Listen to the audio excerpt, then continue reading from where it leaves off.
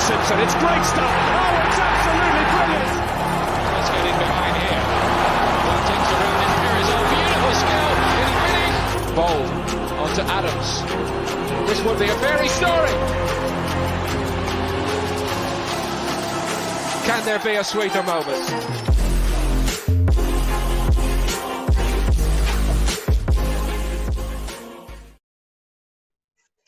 What's the crack? What's the bleeding story? Thank fuck that season's over with. Oh, Jesus Christ.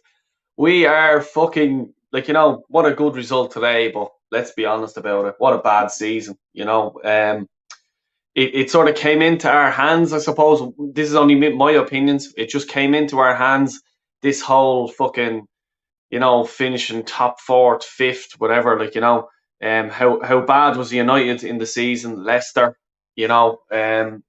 Spurs themselves, they had a shit start, Can this fella bring us any further to the promised land? I don't think so. That's my personal opinion. It's just going to go round and say, I just think this time next year we'll probably be still in the same position, scrapping to get into a top four. Is that the way I want the club to go? No, I want to be like Man City today. The second half of the game, after about 10 minutes into the second half, I turned it over. I just wanted to see the Man City, the Liverpool, who was going to win the league, who was, all that stuff. Because that's exciting. That's what football's about, is watching this, hoping your team is there, challenging. Will Arsenal be challenging this time next year? I don't know. As I always say, I'm only a fucking idiot. What do I know? But in my opinion, there won't be anywhere near the title challenge. There won't be near the Champions League. I'm hoping I'm wrong. Hope so, but don't think so. There's elite managers out there, top class. Look at Brighton's result today, okay, against West Ham. 2-1, boom. Get the job done. You know what I mean? What did we do on Monday night, whenever the fuck it was, against Newcastle? Absolutely had our pants pulled down like fools. And I'm still raw over that. I'm still so annoyed over that. Because we should have been then today into the Champions League. And as I said, in the Brighton game, when I was over there, fucking get rid of them. Even if we qualify for the Champions League, get rid of them. Because it's just going round in circles. It's just absolutely shit. You know what I mean? We're not going to be challenger for any title in the next fucking, year or two. Seriously, let's people fucking cop on. You know what I mean? I'm fucking just sick of this altogether. I'm going to get another fella in here. What's the story, Warren, man? How are you keeping, buddy? Yeah, I'm fine, mate. Just finished my show. No real surprise about what happened today, to be quite honest, with our club. It's fucking shambles. It's been a shambles from day one, and it's shambles on the last day as well. I mean, we're not going anywhere. We're not with this clown in charge and the owner. We just need to get the whole fucking lot of them out. And sorry, mate, I shouldn't be swearing like this on the channel. Plenty more from me, by the way. Don't worry about it. No, but I just think the club is a mess. And next season, I think if we get it anywhere near fifth or sixth, we'll be lucky, because we got the Europa League next season, and it will be double our workload, and I just can't fucking see us competing. I can't. I just think we're going to get slapped. I reckon if we get in the top 8, we'll be lucky next season, because he couldn't cope with playing one game of league. How the hell is he going to cope with 2? We ain't got a big enough squad. We ain't going to be able to attract new players because he's an arrogant prick. And players know that around Europe, top quality ones, because they all talk. And I just can't see it, mate. I just think we're in for a real rough ride next season with this clown. I really am. And it's time that all our supporters woke up and realised and smelt the coffee and realised what was going on. But I just want to say one other thing. This isn't Arsenal related. I want to talk about Celtic and Glasgow Rangers. I don't know if you've heard it, but there's been all this talk with the Rangers support about how they'd won the Europa League, it would have been equal to the achievement that Celtic had when they won the European Cup in 1967. Fuck's sake, man. That is it's embarrassing. And it's a fucking insult to Danny McGrain and all the other boys that Lisbon's Lions and they won the European Champions Cup. Do you know, a tier 1 level European trophy as opposed to a tier 2 trophy that Rangers were up for. It's fucking embarrassing. It's Europa League versus Champions League. Like, let's be honest about it. Do you know what I mean? Like, seriously. Jesus.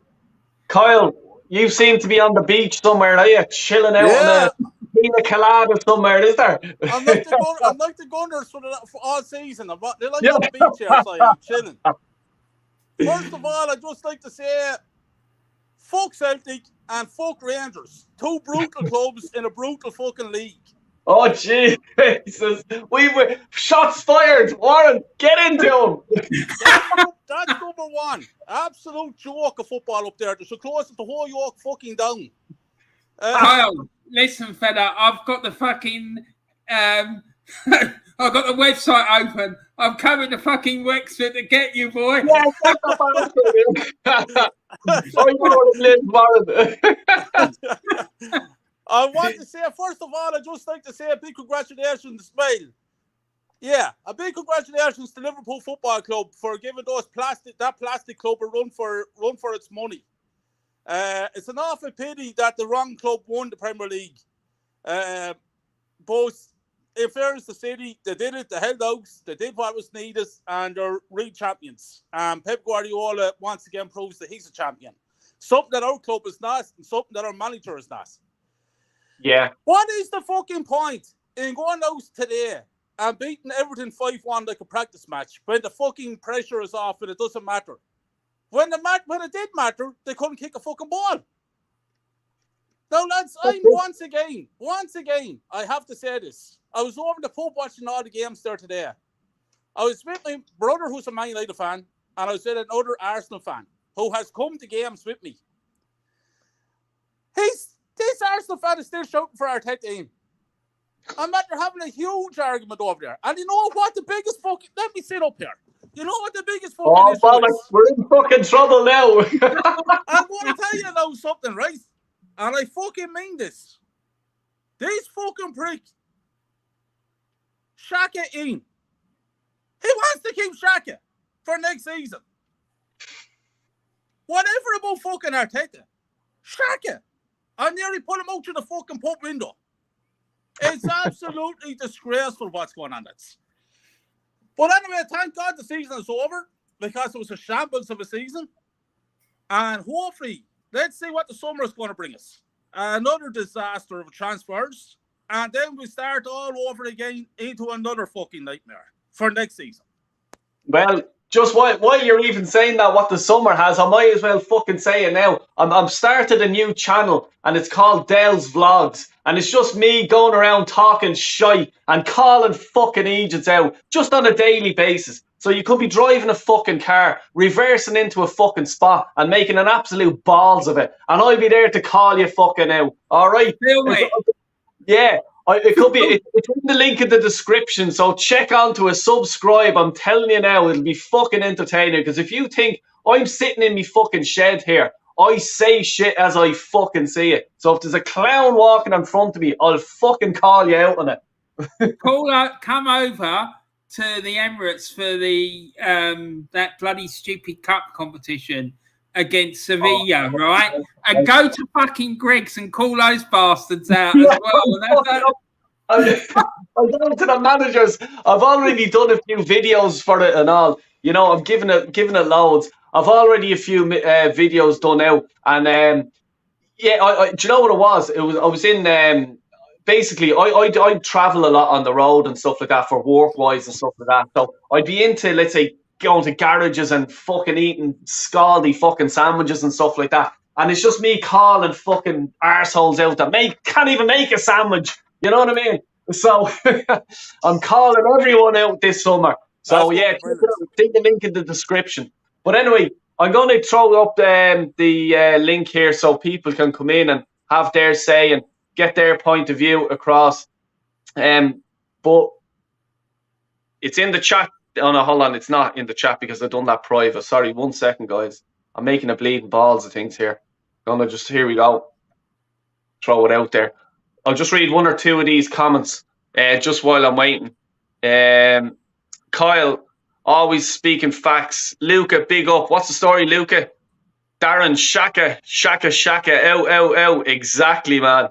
You really need to think this manager can bring elite players in. Warren, can you bring elite players? He's too fucking arrogant, right? These players all talk to each other. They've seen how all these players that he's fucking ruined. Saliba, fucking Guendouzi, Aubameyang, just to name 3 of them. The way those 3 players have been treated, none of them, Saliba and Guendouzi, they don't want to come back, right? Not a bloody chance that we're going to sign anyone decent. Anyone who's got their head screwed on won't go anywhere near Arsenal Football Club. I'm telling you, it's not happening. Yeah, exactly. Graham, what's the story, man? I'll bring you in first. What's the story? How are you keeping, buddy? I'm all right. I'm glad to be back on. Hello, everyone else. Hello. Hi, mate. Good. It's one of those days today, as Carl hit it on the head earlier, 5-1, when it didn't really matter, not really showing a bottle against Newcastle. This was always going to happen. I could say, oh, well, we won, blah, blah, blah. But it's just, I'm more annoyed than anything. I've not really took any interest in us today because we all knew Tottenham weren't going to lose. They were always going to win. And again, listening to Warren, he's spot on. If anyone had their head checked, they wouldn't come here next year. I've said my displeasure for some of the, contract talks with Arteta, Eleni, Nketiah trying to keep these players when they should be fucking off in the summer. And the fact that Saliba and Gundogan's not coming back, and Saliba, well, the rumours are that he might not come back. It's ridiculous. You need to bring these players into play. They've obviously got something about them, but the manager's a complete idiot. I've always been sort of on the side of it. I weren't sure, but the last few weeks it's sort of shown he's got no quality. He doesn't know how to make the great decisions. And if anyone's happy about today, then they're fucking idiots. Because I'm more frustrated. I don't care if we won 5-1 because at the end of the day, we're going to be Europa League, which is the worst thing that could happen for us because we're going to end up probably doing what we did the last 2 years before this year and finish 8th and be shit again. We had a great opportunity to get Premier League football this year. It was in our hands and we completely bottled it. So I'm not really here to talk about the result today. I'm just here to vent a bit more. There's always positives and I think we've got to try and be positive. But right now, spot on from what Carl and Warren both said. I've seen what they're saying. I can't disagree with it. Yeah, look, I'll bring in AFC. I respect this little kid. I'm telling you now, he comes on and he says what he thinks is his opinion, and I respect that. How are you keeping, Pally? You okay? Yeah, I'm good. Very kind of frustrating because I kind of hoped Norwich would do a job for us, but yeah, it's part of life. 5-1, of course, is a good result for us. In the Europa League. I think it's good for us that we've gone from 8th to 5th and so nearly close to 4th. I think it is progression, but we were so close to 4th. It's just so frustrating. And so for all right, out of 10, what would you rate the season in your opinion? I think probably about a 6 or 7. If we got Champions League, it would be 8 or 9. But because we bottled it at the end, I think it's just so frustrating. The first 3 games of the season were just dreadful. And, we managed to work ourselves back up, which is good. And we got ourselves into a really, really good position. The young players played really well. I think at times Arteta did some good tactics, but at times it was dreadful, i.e. not playing a back 5 at Spurs. But, I think it was a pretty decent season, but we put all top 4 in the end, which is not good. Yeah. No, look, I respect everyone's opinion, and that's why I do this call-in show. It may be frustrating to me, and it may not be frustrating to me, but everyone has their opinion, And what do you think for next season? What would you like to see happen at the club? What do you think?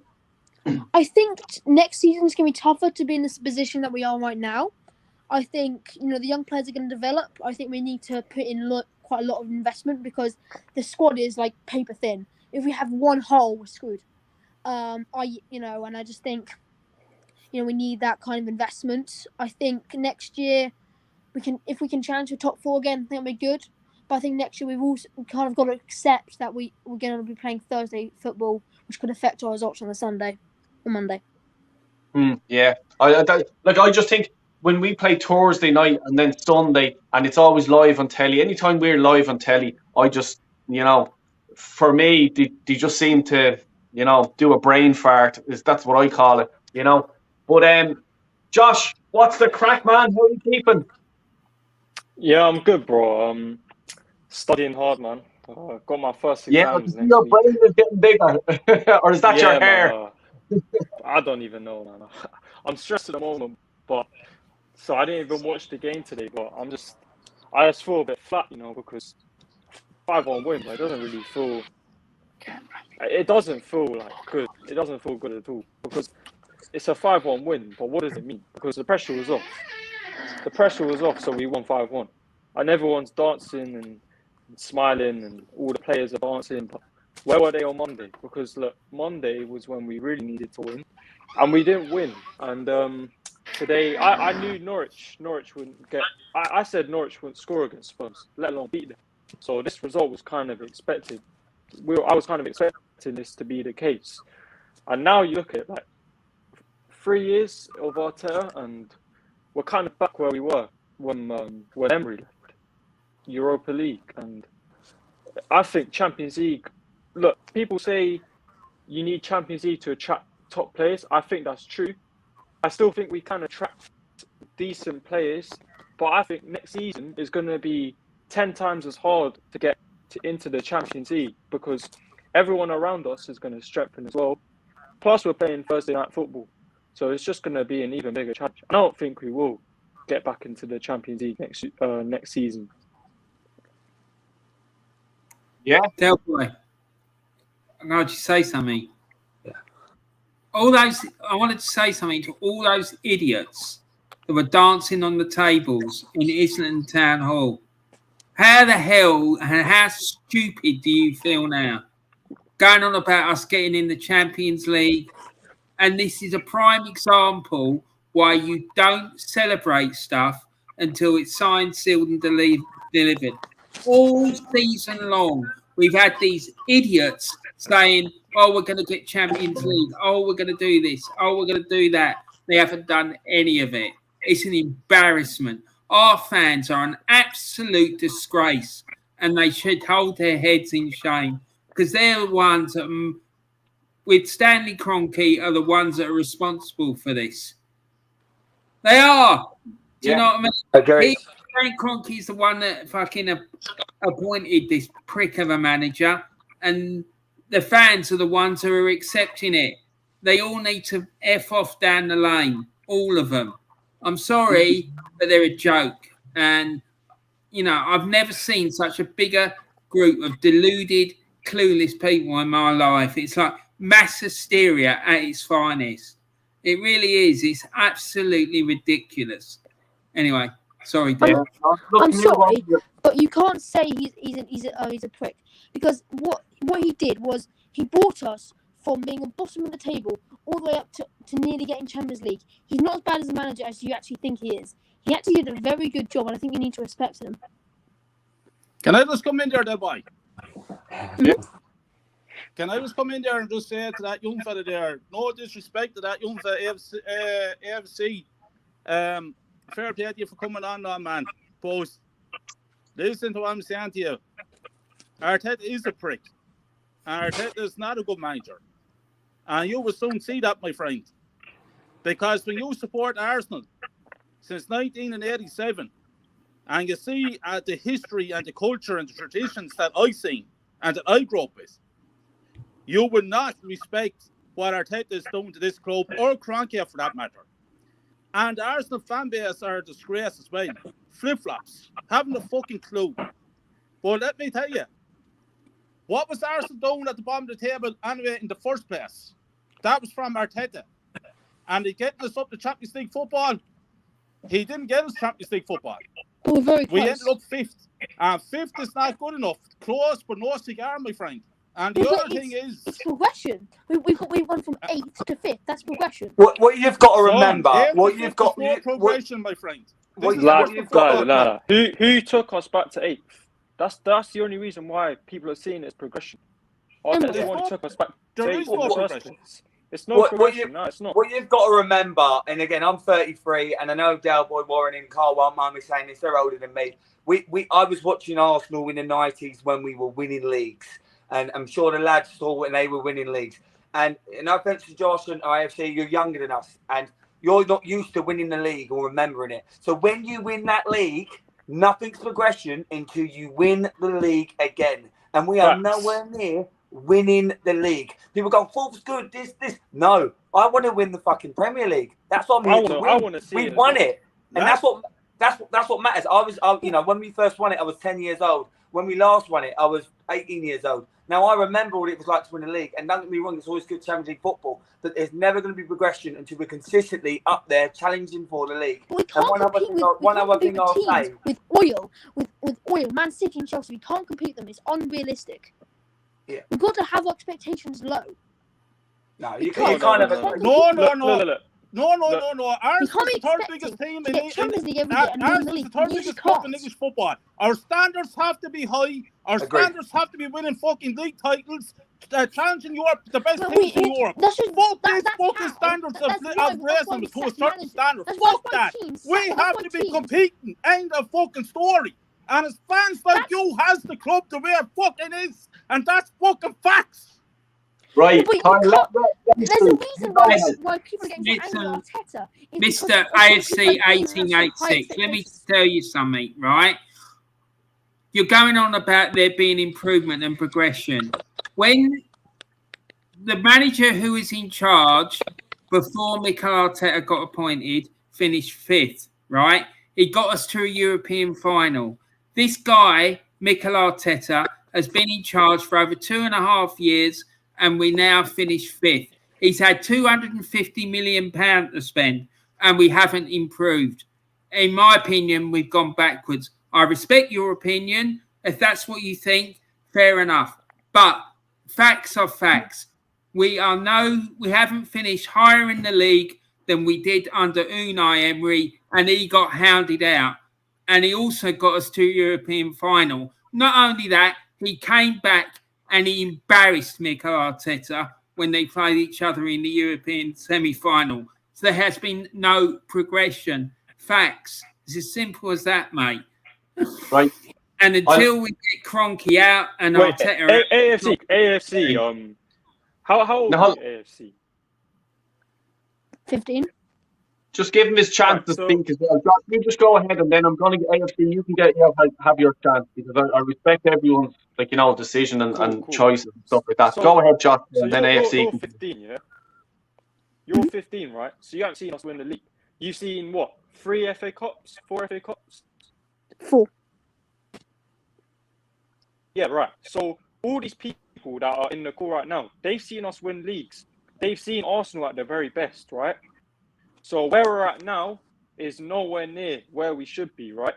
And even though we're finishing 5th now, it's still nowhere near where Arsenal Football Club should be. Just because the club fall down doesn't mean fans should lower their expectations. Exactly. Do you think Liverpool was saying progression when they didn't win the league for 30 years? No, it was never enough until they won that league 2 years ago. It's the same with Arsenal. It's the same with Man United. There's no progression until you win leagues again. And Carl's completely right. The best 3 teams in history are Arsenal, Man United and Liverpool. Obviously, Liverpool, Man United probably first and second, because we are good from what we've built. We didn't get oil money. And in fact, we should now be looking to buy the right players and play the right football. And under Arteta, we're never going to challenge. And yeah, I'm not saying we're going to challenge overnight. I don't think Arteta is the problem. Yeah, he is. About not winning titles. When we don't have the investment from Kroenke, you can't expect Arteta to get us into Champions League when we're not getting the money. You just can't accept that. We had 150 in the summer. We had enough money in the summer. Those are players that are from the future. What you saying? Nuno Yeah, but Tavares we've got is the 250 future. million to spend. No, but I'm saying it was to help. It was to for the future. I know not just Tavares, but for example, Ben White, Ramsdale, the future. Right, Mel, AFC, can I ask you a question then? That money that he's already had to spend, and them players you're talking about the future, do you think that they're good enough for the future AFC? I think with investment and with the players around them, I think so, yeah. What I will say on paper, you'll say progression. And yes, listen, I think we'd finish fifth this year. I predicted fifth, and I would have took that. But the imposition we were, it's not progression because we should have finished third. It was in our hands to finish third, not even fourth. Chelsea are shit this year. Never third. Everyone was no. I didn't say we were going to finish third. I'm not. What I'm saying is we should have finished third because it was there for us. Because Liverpool, Man City are miles better than everyone else. But Chelsea have been average this year. Man United are shit. Tottenham only got bitten good near the end. So the fact is, without European football, with a lot of things going against us, out the cup competitions early, no other competitions in February, and we crumbled the moment Kieran Tierney got injured because it shows our lack of depth. It shows the lack of management. Not buying a striker in the summer in the January transfer window. That's all on Arteta and the owners. That's on him. That's on him. He decided to go with Lacazette, who scored 2 goals in 10 games. And yes, he paid well in parts. But strikers get paid to score goals. That's what they're there to do. You know, Henry, if Henry had a season where he had 20 assists and 6 goals, he would say that's one of his worst seasons. So we didn't score enough goals with the right players, and we've just not got the mentality. I think Arsenal got a good future, but we're not going to do that well next year because we're not going to be playing the football we want to play. We're going to be playing on Thursday night football. We're not going to be able to attract players. And when I see Carl and I see Warren, they look very despondent, and they've got every right to be because I'll go back to it. And Dale's not as old, obviously. I don't want to say he's old now because he'll kill me. But they're used to winning leagues. It's about winning leagues. And until we win a league again, we're never going to be fucking happy. And that's how you got to understand it. Because when you win a league, you want to win it again. And Liverpool fans, they were unhappy for 30 years because they didn't win a league. It's never progression unless you're close or winning leagues. And we are nowhere near winning leagues. Lads, let him have his say. Look, you don't have to reply to anyone. Just have your say. Like, you know what I mean? I don't want anyone putting pressure on anyone. Now, I'm going to shoot. I've got to go. I'm going to go in a minute. Give a shout out to your channel just before you go, pal. Yeah, sorry. I've got to go. The missus is calling me. Instagram. I would like to say, you can't expect us to be winning Premier League titles when we have teams who are spending hundreds and hundreds of £1 million every single season. You cannot expect that. Okay? We are trying to build a young team with some investment which can do very, very well. You cannot expect us to get what we want.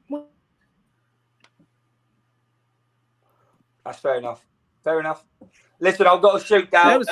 You're entitled to your opinion, mate. Fair play for you coming on and famous. And big up to you. You're a good Arsenal fan, and you have the right mentality for the club. Fair play to you. And I'm sorry there if I shouted down at you. It annoys me because my standard is so high. That's all I'm saying. But fair play to you, and come on to show more and more, man. Your voice needs to be heard as well.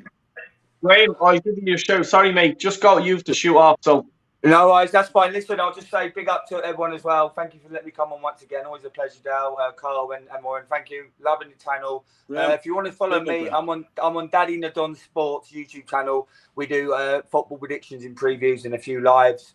You might see Dale on there in about a year or so. You never know. No, you will. And if you want to follow me on, so it's Daddy Nadon on YouTube, and then it's Daddy Nadon Sports on Instagram and Twitter. We've got about 350 subscribers, so we're having a good little momentum at the moment. So yeah, that's it. And again, thank you so much. And let's be positive for next year, but we all know it's going to be shit. See you later, lads. Cheers, Graham. Thanks, pal.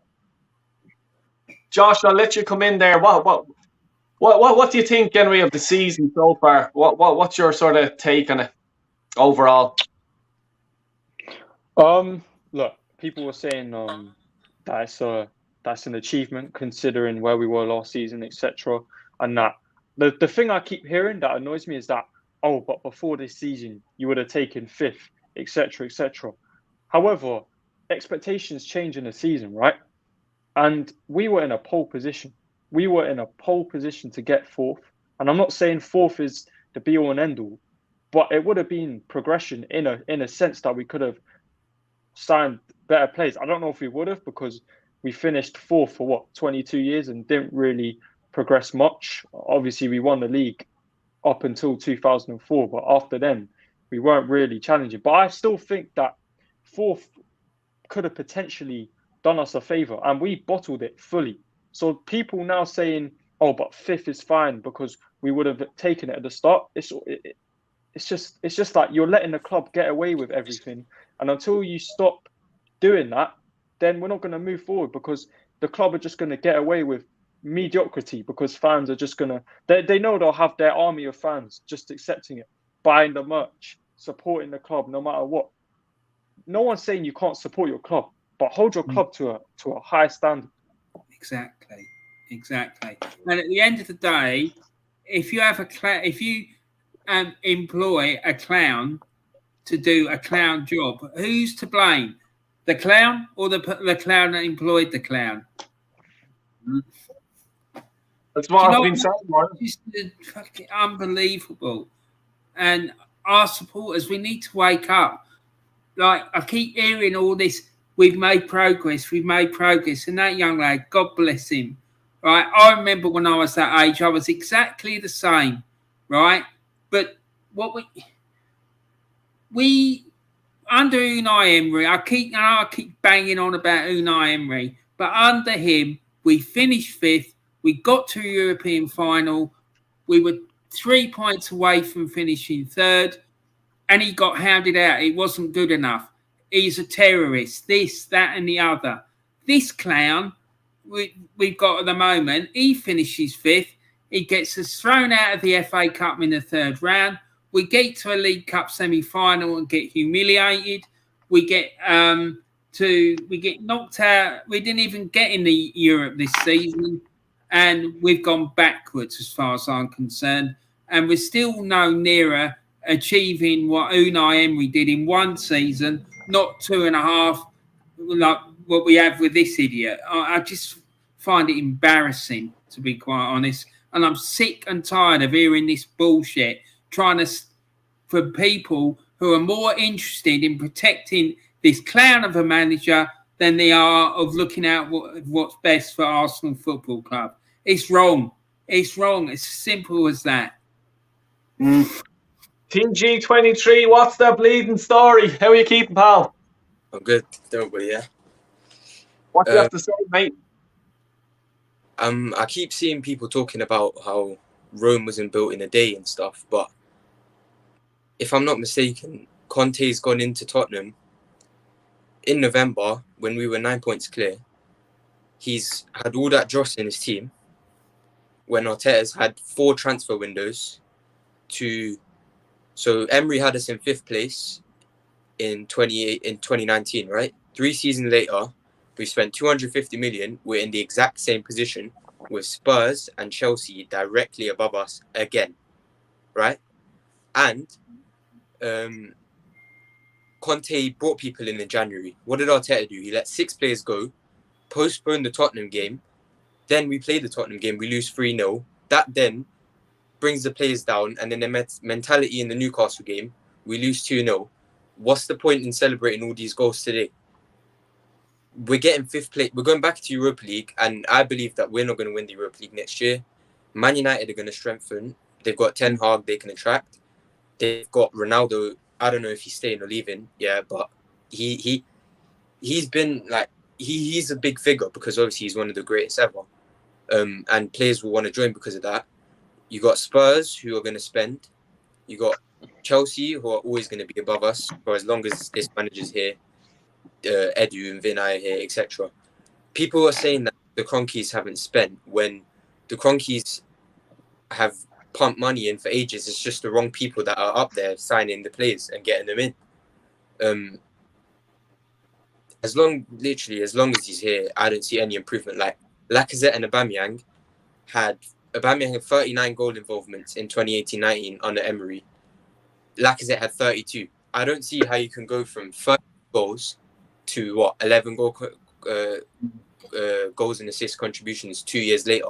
I understand that it can drop, but not that drastically. This manager doesn't know how to handle players. Look what he's done with Saliba and Guendouzi, and now Saliba, he wants to stay in Marseille because they have Champions League football. All we had to do is win one of those 3 in Crystal Palace, Brighton and Southampton, and we would have it. But he cannot handle pressure. It's that simple. We can't handle pressure, and yeah, that's all I really have to say. Kyle, I've come to you. It's sort of the season started for me.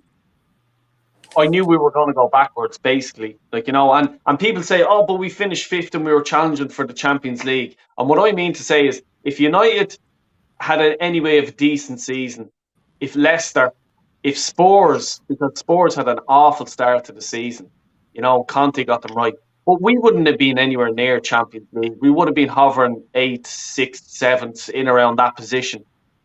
So for me, when I heard Diadu, remember he done an interview or something like that, and he says, we don't have a target this season. I nearly smashed me phone, me telly, and everything that was in view. Because if you're running a business, Arsenal is a business, Man City is a business, Liverpool, all these football, it's not in clubs now, they're businesses.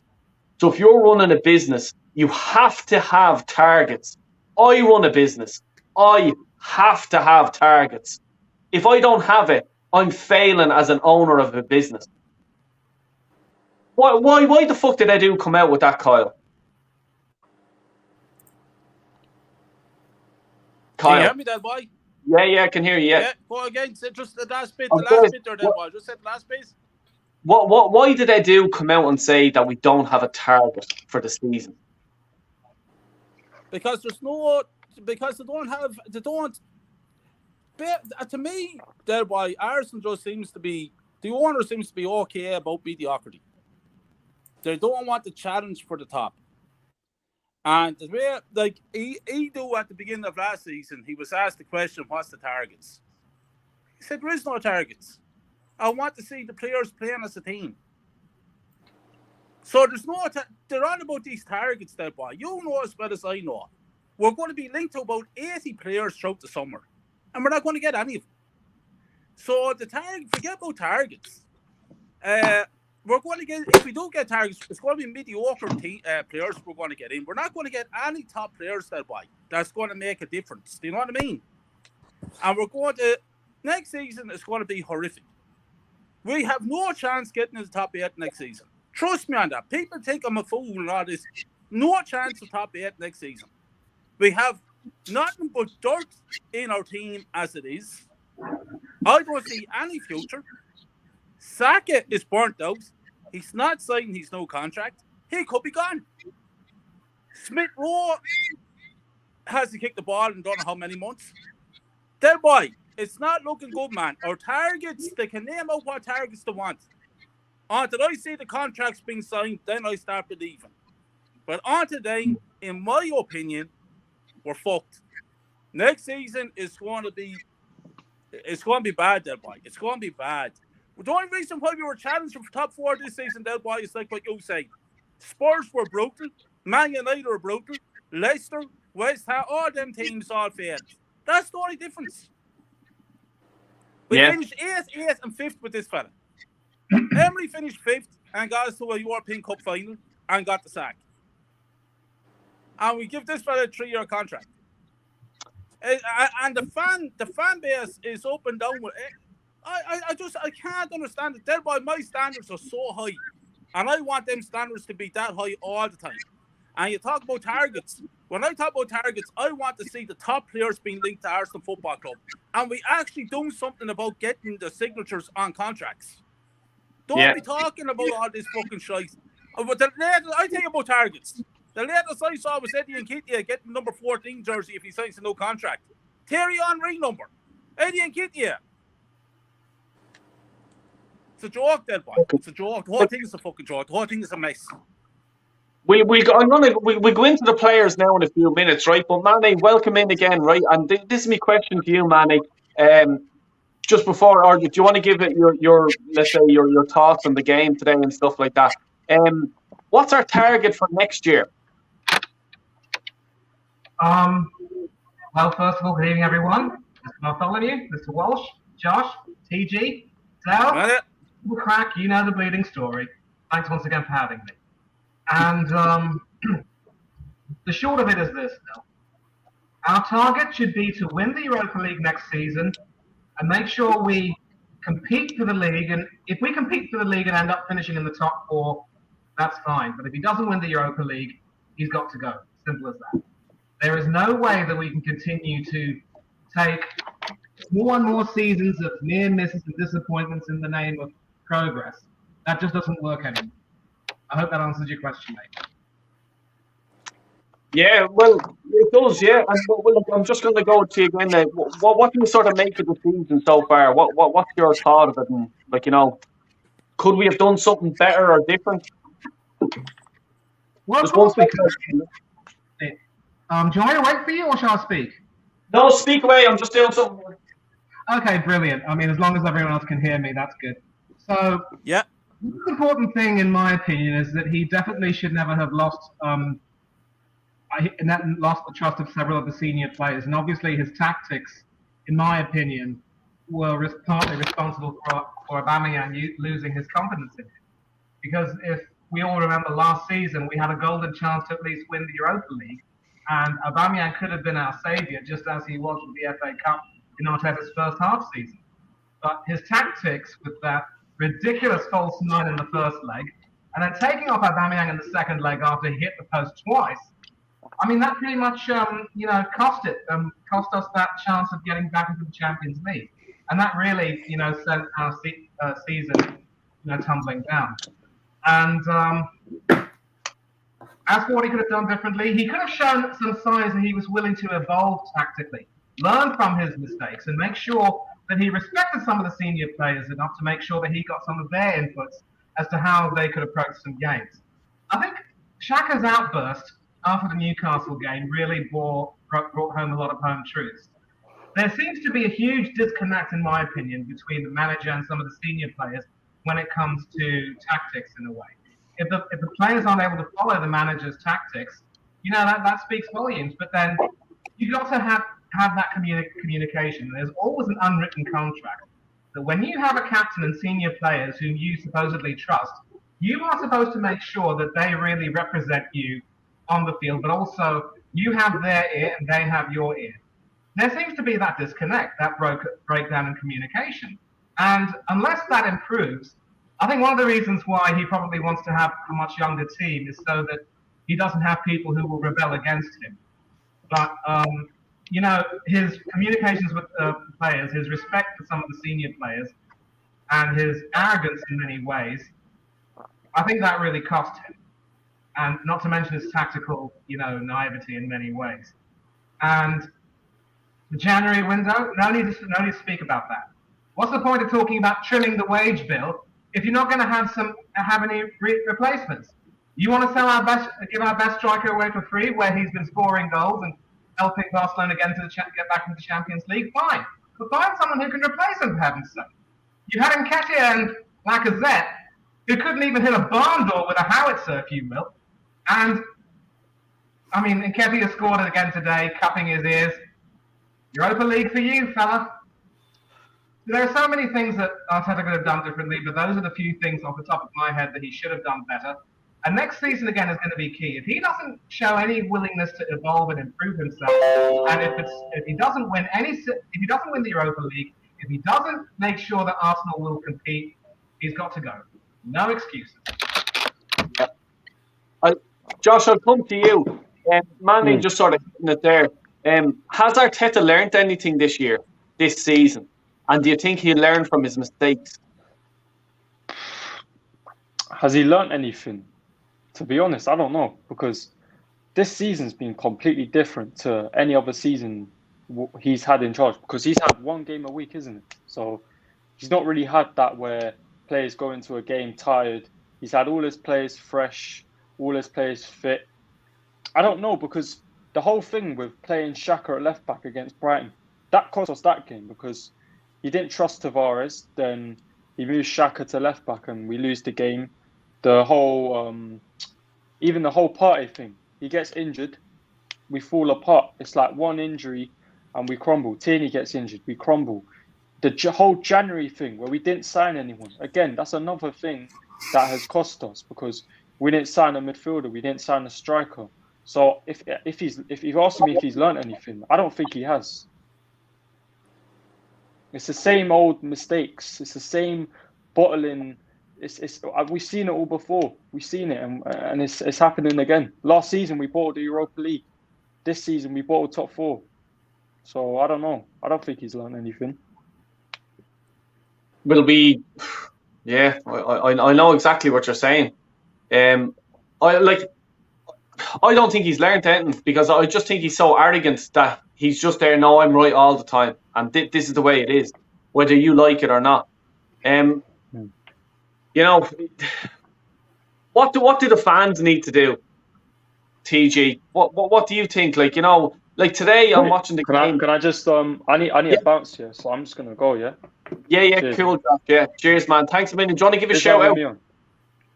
I mean, my channel's there, Big Josh, just as it says on my name. I haven't uploaded in a while, but hopefully I'll be back next season. Yeah, no, cool. Yeah, and just let me know. Yeah, no, I will do. All right, take care. Cheers everyone. Thank you. Bye. TG, I was just saying there before before the game and stuff like that, and I'm looking at the stadium and looking at the people in the crowd, and they have all the new jerseys and giving it all the large. That's going to keep the Cronkies here. Do you know what I mean? What do you think? Listen, every year they accept mediocrity because they just want to feel close to the club, but eventually they'll realize, just like with Wenger, there was still a big minority that was still backing him. And I understand that Wenger won and did tremendous things with the club. I know he stayed too long, way too long, but he had a reason. What is the reason that Arteta gets to stay here for so long? What will happen is Wenger, up until the 17-18 season, there was still a lot of Wenger in. And it took one season to flip. And the 17-18 season, the stadium was dead. Yeah. And then Wenger was gone at the end of the year. They need to stop lying on camera and saying one thing off camera. Stop buying the merch and leave his seat empty. Like, I see people on protests for Wenger out, but they're the biggest advocates for Arteta in. It makes no sense. Like, is your brain okay? Why are you singing a song about the Champions League when we were in it for 20 years and made one final? It's just, it hurts my brain, some of this stuff I see. It's not good. I just think it's fake. Kyle, what do you make of all the fans with all the merch and stuff like that before the game? Like, to me, it just says this regime, or whatever you want to call it, is bouncing. It's PR. They get sucked in. I just don't understand why anybody would want to buy the merchandise with the way the price is anyway they'll buy. With the cannon facing the wrong way and stuff like that. I personally haven't bought merchandise in about 3 years. And I think for change to happen, for our club to raise the standards, the fans have to boycott buying the merchandise. And if next season, which I feel it will, start off as a disaster, the fans have to cop the fuck on and boycott the stadium. Hit the Cronkies in the pockets. Change might happen. But they won't. Because our fan base are a crowd of fucking idiots. That's the reality of it they'll buy. But don't buy the merchandise. But see, the thing about it is, Kyle, people will buy the merch. They'll be singing the fucking Super Arteta song. It's like, you know what? What's it gonna take for them to change? Because when they change, our club will be back. Yeah. I don't think they're going to change. I think they're just perfectly happy to keep going along in this roller coaster. Roundabouts, I should say. Oh, man. It's just so frustrating because, like, you know, singing the song and the national anthem or whatever the fuck they're calling it now, you know what I mean? It's just frustrating to me. Daniel, what's the story, bud? Sorry to keep you waiting there. How are you? Yeah, I'm not too bad. What's your say? Today was predictable, wasn't it, really? Today was predictable. I'm going to be straight up. I didn't go today because I knew it was going to be predictable. I had a ticket and I was just like, you know what? I can't be bothered. Like, I know that sounds really bad and a lot of people are going to go, I'm going to get a lot of people going, oh, but you're not a true fan if you don't support the team through the bad and the good. But I was like, listen, I could go and be a hypocrite. I could go to the game and I could be a hypocrite and go, do you know what? I'm going to applaud this. I don't actually blame the young players. I don't blame the young players. I blame Arteta for hanging them out to dry, and I blame the board for not giving them experience backup. I actually think some of those young players can be good, can be decent, but they need experience. You need experience and you need quality in there. But I don't view this season as anything other than a disaster. I've got to be honest, especially when we had fourth place in our hands and we just literally just gave it up. And it's look, it is what it is, isn't it? And do you know the thing is, and I've been listening to your points about the Cronkies. The problem is they ain't going nowhere, and I don't think any amount of hitting them where it hurts is going to get them out of the club. And the reason why I say that is because they uprooted the Ram Stadium, and they got a massive backlash. Honestly, there was riots over there in the States. There was literally, it was all going off, and they didn't care one bit, and they still went ahead and done it. So I don't think not buying the merch is going to have many. Is going to hit their pocket, sure, but I don't think they genuinely care. I honestly don't think they genuinely care about any of that. I think the only way that this club can be successful again is if all the fans put so much pressure on the Cronkies where they have to act. Because I don't think getting them out is an option. I honestly, I've had meetings with these people. You know what I mean? I've sit and spoken to Josh, and let me tell you that they are what they say on the tin. They're inexperienced. They say all the right things about being ambitious and all that, but it's just lip service. Do you know what I mean? It is. It's just they're charmers, and no one's really buying. Do you know what I mean? No one's really buying into that. But the people that are in and around the board are scared to say anything. I spoke up and got told I was being too negative in the meeting. Do you know what I mean? So it's what can you do? It's just a poor show. But I don't want to sit here and lambast the players because some of them I don't think it's their fault. Obviously, the likes of people like Granit Xhaka and all that, they are not good enough for this club. But players like Martinelli, Saka, I think he's been overplayed. I don't think it's his fault. I don't think it's his fault. I think that's Arteta's fault for overplaying him. And I think it's a damn cheek that Arteta overplayed him this season, and then he's looking to ask Gareth Southgate to rest him for England. I mean, come on, honestly, seriously, are you going to seriously say that? But look, it's hard, isn't it? It's difficult. It's so difficult. It's this season's been so deflating, and I was angry when I came on the other day. And I still am fuming, which is ultimately why I didn't go today, because I was like, I know that if I went today, I'm just going to end up not enjoying it because I know what we missed out on. Do you know the people in the stadium? Everyone has the right to support the club in their own way, but me personally, I'm not going to apologise for being ambitious. I'm not going to apologise for wanting my club to be successful, and I'm certainly not going to apologise for wanting this dead manager out of my club, and I'm not going to apologise for wanting these absolute frauds of an owner out of my club. But the reality is, getting the owners out, I think there's probably more chance of getting Arteta out than the owners, because I do generally think Arteta's on his last legs. This summer and next season, if we don't win the Europa League next season, because listen, we ain't getting top 4 next season. We ain't finishing in the top 4 next season. Everyone's going to strengthen. Tottenham's going to strengthen.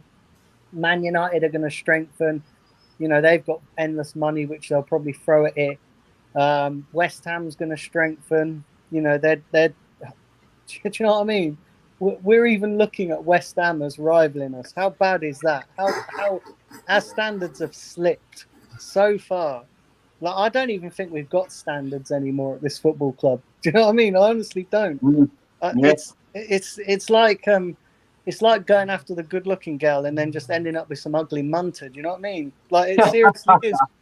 Like, it is. We've just ended up with the ugly munter. Do you know what I mean? And just having to wear a blindfold for the whole fucking thing. Do you know what I mean? Yeah. It's just mad. Yeah. Look, we've all been there in the nightclub. Like, who's left? I'm not going home empty-handed. Honestly, we're treating them herpes as our lunchtime snack. Do you know what I mean? Jesus Christ. Right, what I'm going to say, like, has there been progress this season?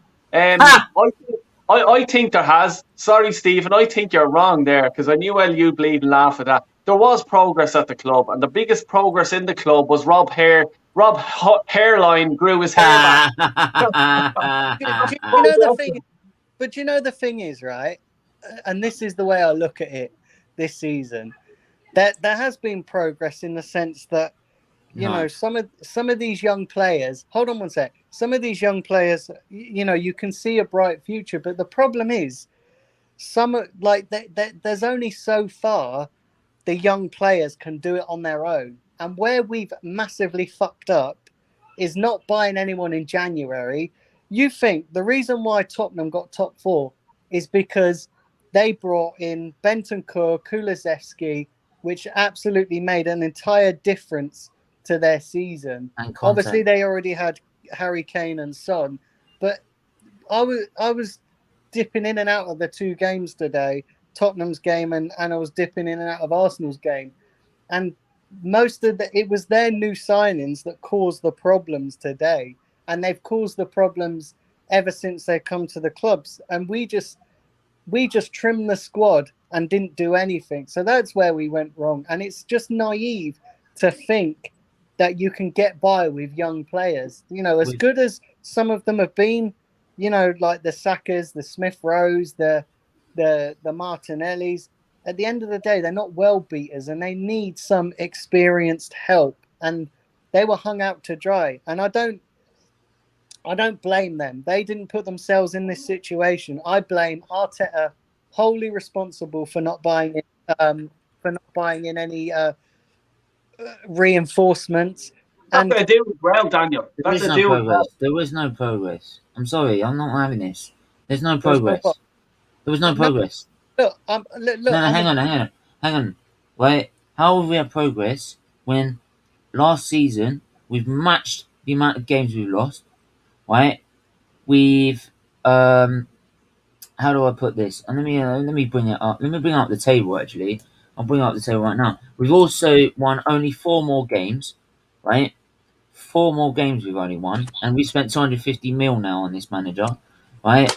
We've scored a goal difference of 13, right? Conceded 48 this season.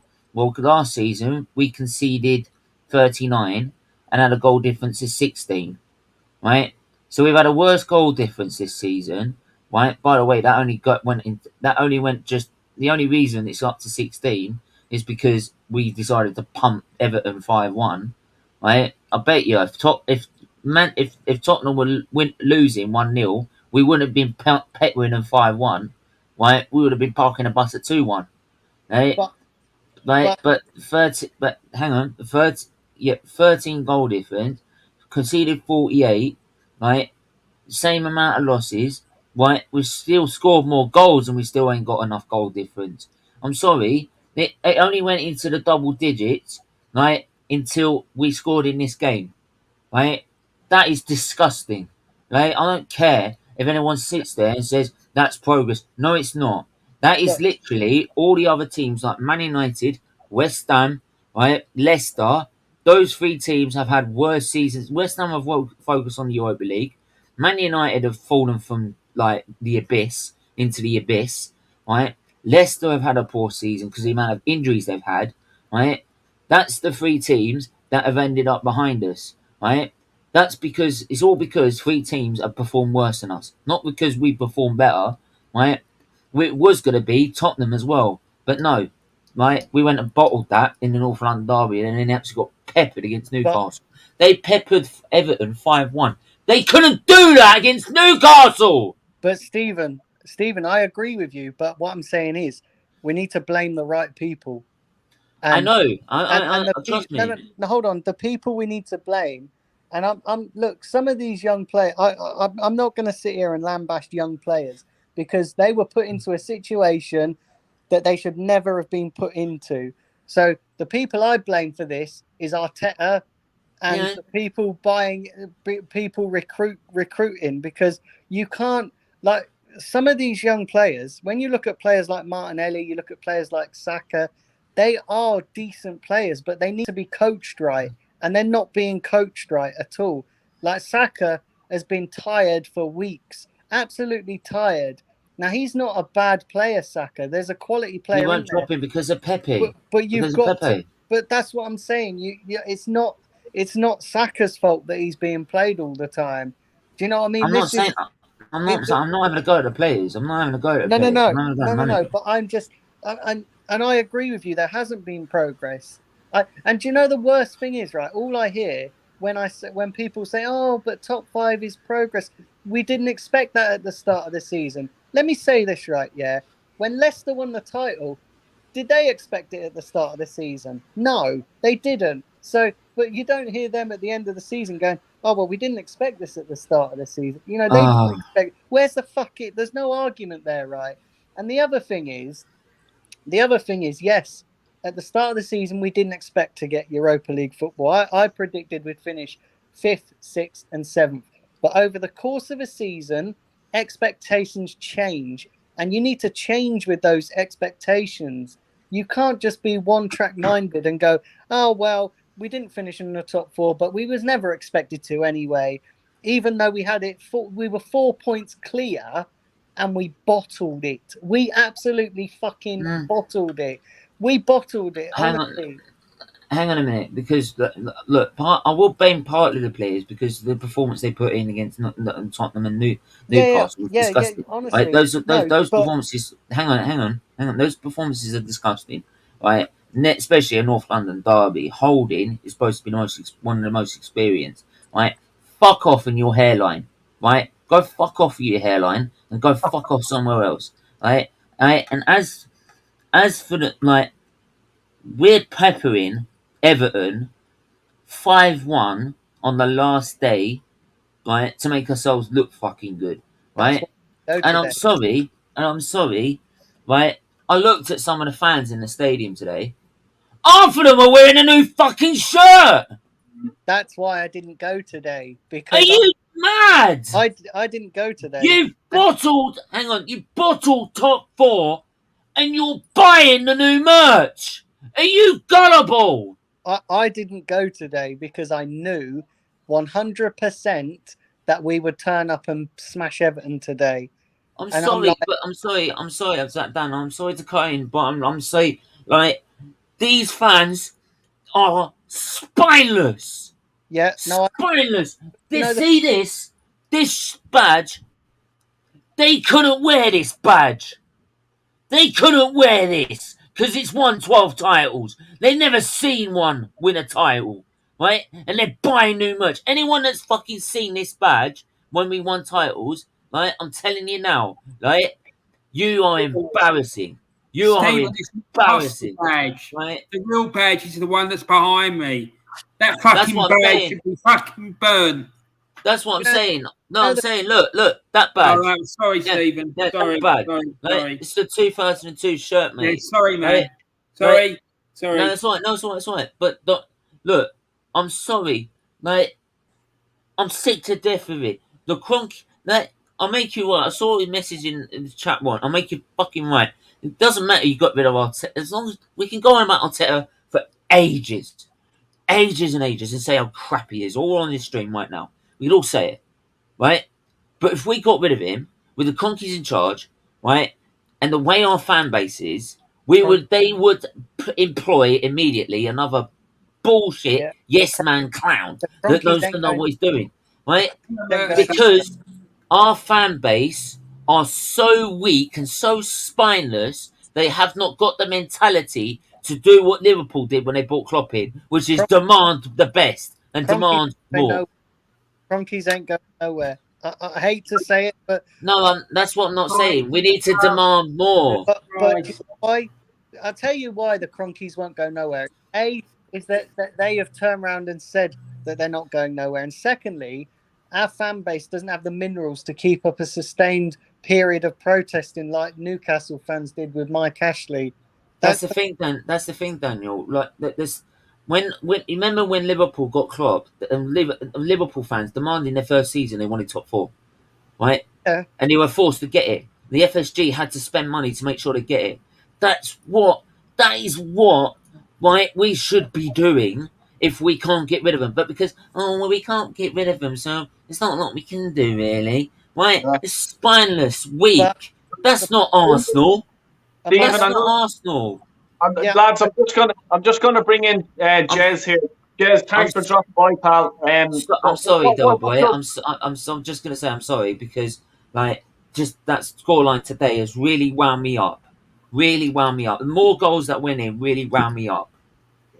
Jez, mate, what's the story, pal? What do you make of it? Oh, it's a great end to the season. 5-1. You know, nice sweeping goals. End of the day. Still a shit season. We still have a shit manager. And the fact is, Stephen, I'll correct you, Arsenal have won 13 league titles, not 12. No, I meant 12 titles with that badge. The 13th one was with this badge. Well, it's irrelevant, isn't it? I'm just saying, like, as an example, they've only won 1 title with this badge, so they wouldn't be able to wear that one. Like, because they're pathetic. What's your relevance? I'm just saying, what I'm saying, these fans, right, haven't got the mentality to wear a badge that's won so much compared to a new badge that's only won one thing. You can also say that winning the title under the name of the Arsenal, when they did, had a different badge. Yeah, I could say that. Yeah, you could say that. I was just giving an example. I was just giving an example of the mentality. It's relevant, mate. At the end of the day, you have to give credit for that game today. The team turned up. They did the job. It's an irrelevant game because they bottled it against Tottenham and Newcastle. They owed it to the fans. Simple as. So I don't accept it. But let's get it right, people. Let's get it right. Yeah. Can you imagine Arsenal in the Champions League with this drop? Do you know what? Hold on. I'm going to put it. Hold on 1 second. I'm going to say it. This manager, right, is not going to attract world-class players. Right? Pep Guardiola today won the Premier League. Yeah? Jurgen Klopp came second. Man United have more money to spend than Arsenal. They will. Newcastle United will have more money to spend than Arsenal. Right? Arteta does not have the respect to attract top players. Ten Hag has gone to Man United. Right? He will attract players. So Arsenal are in the shit. And if we go into that, well, we are going to go into the Europa League with this bunch of shit that we've got. Because I can see players going. Pepe's going to go, I'm sure. I'm sure he's had enough and he's going to ask for a transfer. Yeah? Right? We've got Saliba. Just one. Young player in the league of the year in France. He said he doesn't want to come back. He wants to stay at Marseille. Right? We have an absolute useless player in Lokonga. Proved it again today. Lack of threat. He's got to go. Pony. Waste of time. can't be at the club any longer. So who are we going to get? And I've already seen Arsenal linked with, as we always do, link with him, link with them, link with that chap, blah, blah, blah, bullshit. And who do we buy? Some 19-year-old we've never fucking heard of. So let's not all get uppity about it, like the Arteta sexuals. The young lad earlier, Del Boy, fair play to him. I respect him coming on your show, as a young kid. I reckon that boy's about 11, 12, 13, probably something like that. Hasn't got a fucking clue about the history of this club. Because I called him out when he had 1888. Yeah, that's right. News. Yeah. Huh. Well, I put in there, it's 1886, my friend. Because he didn't know, and fair play, the club was called Dial Square. But it's kids like that are being led down the wrong road by AFTV, and he's led by his own age group that he obviously communicates with on Insta, Twitter, and all that, because they follow the sheep, as we did as kids. You want to be popular, you want to go along with the crowd, you want to be one of the, people. So at that age, you don't have the ability to develop your own mind thought and make your own decisions. So you go down the road of, oh yeah, this guy, this is the right way to go. Yeah, Arteta's in, he's fantastic. Because he's never seen the club win a league. He's seen maybe win a few FA Cups, which is no disgrace. But these kids are being dragged down a road by horrendously wrong people that are doing it all for the wrong reasons. They're doing it for their own gain. AFTV don't give a fuck about you, Del, Warren, Kyle, Stephen, Daniel, me. Fuck AFTV. All they want. Sorry, I just had to say that. That's all they want. That's why they pay people. Paid actors like Julian, absolute arsehole, Ty, arsehole. All those people know fuck all about Arsenal. I swear to God, if I was to get them on one of my channels, on one of my shows, and do a quiz, I'd absolutely fucking rinse them. I'd win. Kenny and I would rinse them. Yeah. Because they don't know shit. And the fact that is what is deluding this fan base. Jez, there is I just want to say, I hope Del Boy doesn't mind me saying this because he's promoting on the channel. I started my own sort of historical like what you do on your channel with the history and everything like that. I started like an episode of a stream like that, where I started off plain and simple with the first half of the Wenger era, like just to start off easy, and then I wanted to go back and do the very beginning and like the very beginnings and the origins and that, and then go from there. So, I mean, obviously, I was wondering if definitely I would love to do, like, say, to get you on at some point and do something like that. The trouble is, Stephen, that actually goes against my channel. I know. I know. I set my channel up. Yeah, I know. Don't worry, mate. I respect you for it, and if you want to do it. But at the end of the day, mate, my research over probably 25 years, 27 years, which I've got typed up.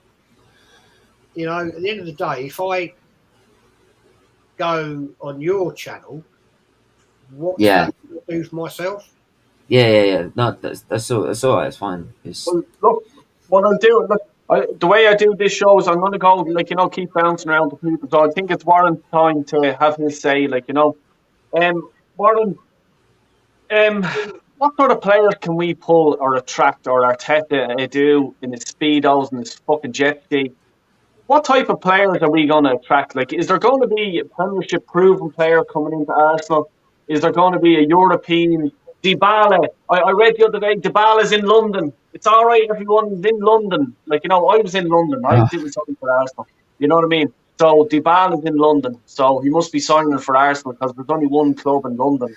It's Arsenal, is it? If I'm not fucking mistaken. But before I ask the question, please like, subscribe, and hit the fucking button for Warren's channel, Kyle's, Jez's, Stephen, and Daniel. All right? Because there's people, AFTV, all right? AFTV are a big fucking problem with this club. And I was told, don't go near them, Dale. Don't mention them. But you know what? Fuck them. Right? Fuck them. I care about the badge that's behind Warren there. That's who I care about. I don't give a bollocks about my channel or fucking anyone else's channel. I care about my club. All right? And that's the reason we're doing this channel. Dale, what can they do to you? It's your channel.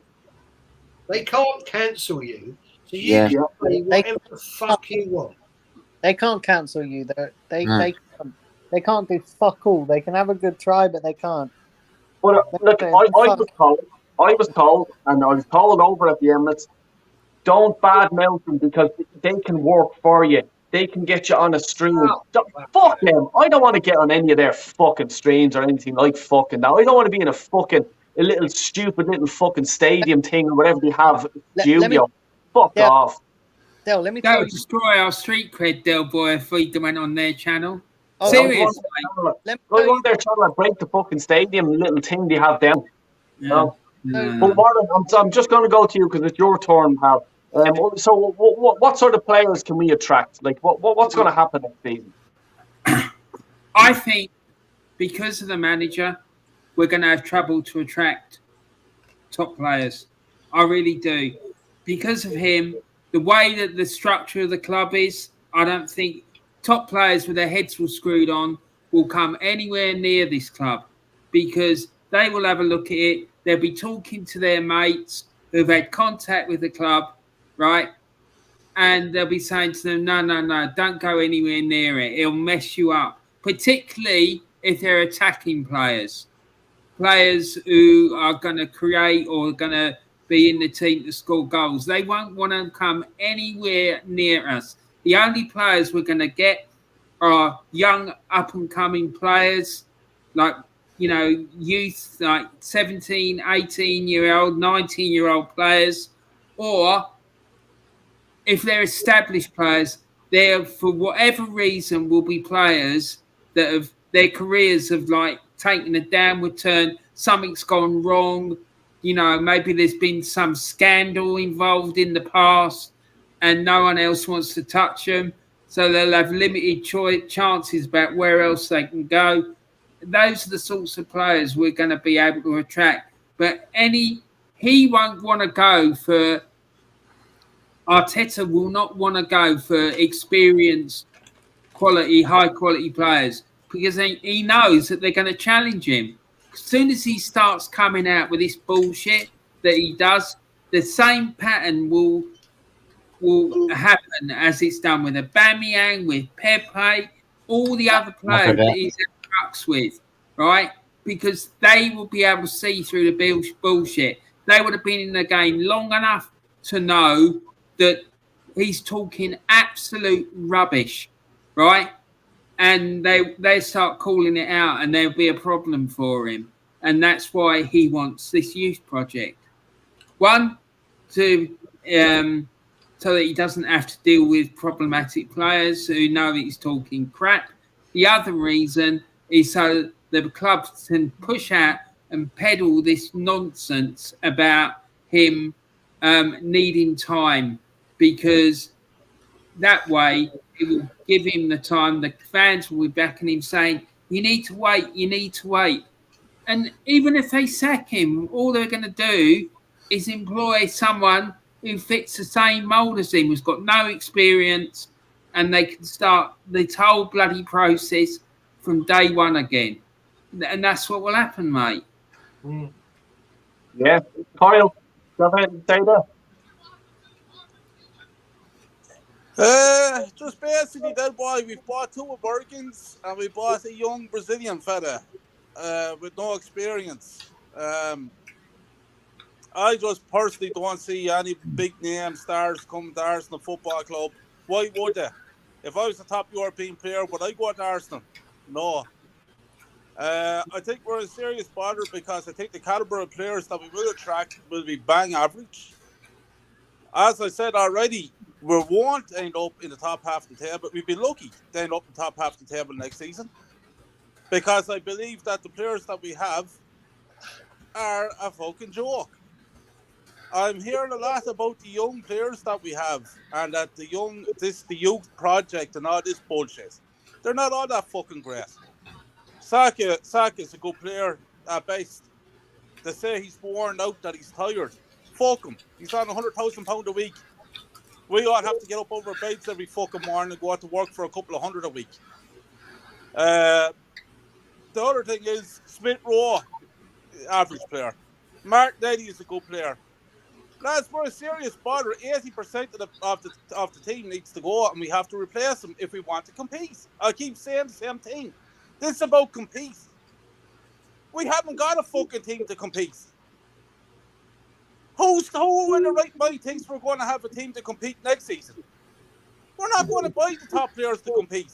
I tell you, I'm getting mad because I'm sick listening to the same fucking bullshit coming out of people's mouths. The fucking players are not good enough at Arsenal Football Club to go to the standard that I fucking want my club at. And that's including the young players. Fuck the young players. They're all multi-millionaires. You're privileged to play for Arsenal Football Club. You put the jersey on, you go out, and you win your fucking games and do your fucking jobs. They had 2 games there against Tottenham and Newcastle, and they fucking blew the 2 of them. Go out today to beat a bad Everton team. Fuck them. I wish the fuck Everton bet them today. And then what does the fan base do? They go into the armory and they buy the new fucking jerseys. And fill the fucking stadium with new jerseys. They should be getting the new jerseys and burning them outside the steps of the Emirates fucking stadium is what they should be doing. In process. They get no fucking standards back to where it was. Fuck this fucking bullshit. You young players, you project, young manager, crankcase. Fuck the whole lot of us. And this summer is going to be a disgrace. And AFTV, go fuck yourselves as well. And everyone is honest. I don't fucking care who they are. Then why? It shows like you, Jace. It shows like you, Warren, Stephen, Daniel. We have to come together, keep a community going, try to build it up, try to get our voices out there, to try to change what's happening to this great club. Because my fear is that we're going to end up like a West Ham United. Just lingering in mid-table, year in, year out. No more competing. And the way things are going, that's the way we're going to fucking end up. And that's the fucking reality. If we're lucky, mate. If we're lucky. Pissed off. If we're lucky, I'm so fucking angry because I love this fucking club. And I just feel that fans are coming on. Everybody's entitled to their own opinions. But there's fans coming on here, lads. And their standards are not the same as what I want. And it's sad because I want us all to be on the same playing field. To change this club. This is Arsenal Football Club. This is what I love. I cried. I followed every day. I want it back. Not this fucking rubbish. And that's all it is, rubbish. And Match of the Day is on tonight and I will watch every bit of it. But as soon as them fucking wackers come on, I'm turning it off. Because they're a fucking shambles. I don't want to see that jersey and that fucking fuck off. I'm fucking vexed out. Sick of it. Daniel, if you were in your meetings with the Cronkes and stuff like that, how long would Kyle last in the meeting? Do you know what, mate? He wouldn't get very far because the moment you speak out like I do, You speak out, you just get labelled negative, and you just get labelled toxic. And hey, listen, I ain't changing my opinions for fucking nobody. If they don't like my opinions, they can fucking switch on to another channel. They can go and watch songs of fucking praise or something. You know what I mean? Like, because I ain't changing my opinions for nobody. And let me tell you something. Sorry to interrupt you, Daniel. Can I please ask you, right? I'm begging you. The next time you're in one of those meetings and they accuse you of being negative and toxic, ask them, why is it negative and toxic for me to want the best for my football club? Right? Tell them, you lot, the way you're running this club is negative and toxic. That's what, please say that, mate. Because until they get that message, nothing is going to change. Trust me, I do. I do say, look, I go in there with my own opinions, and I always said to people that I'm speaking my own opinions. I don't really give a fuck whether it's negative or perceived as negative. How I feel about the club, because I ain't lowering my standards. The moment you lower your standards, you're giving them what they want, and I ain't doing it. And let me tell you, these fucking dickheads at AFTV as well, they can fuck off as well.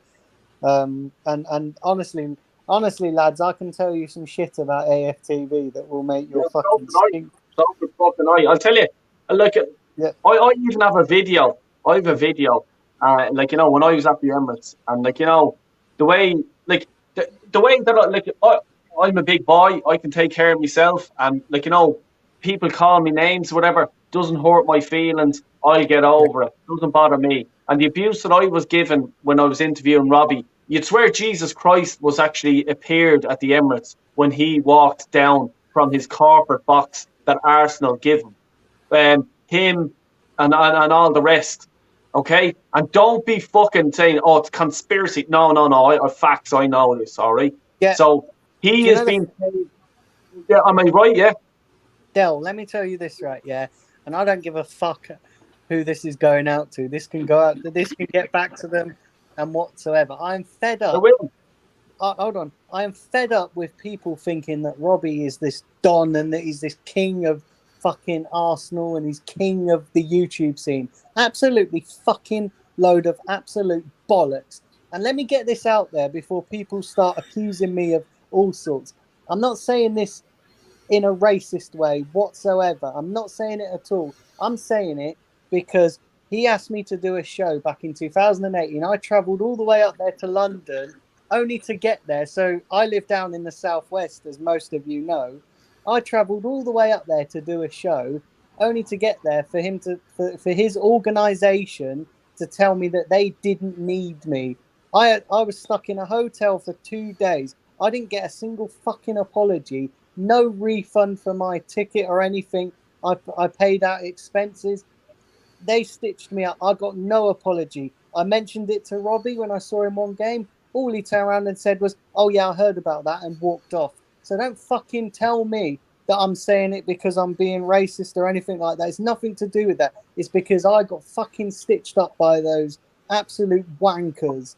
So that's why, it gets on my tits that people think that he's the Messiah or he's the king or he's the God, because he ain't no fucking king and he ain't no fucking God. You need to look behind the scenes, and it's an absolute shambles. Yeah, well, the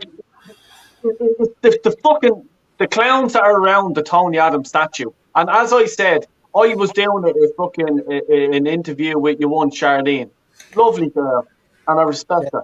Okay, and I was on the steps, and the security fella comes up to me and says, "Sorry, mate, you're not allowed fucking interview here." I nearly drove him down the fucking steps because he fucking. I said, "Hold on, I'm not allowed fucking in." What about up there at the statue? A fucking legend of the fucking club, Tony Adams, and there's all fucking arseholes hanging out of the fucking thing.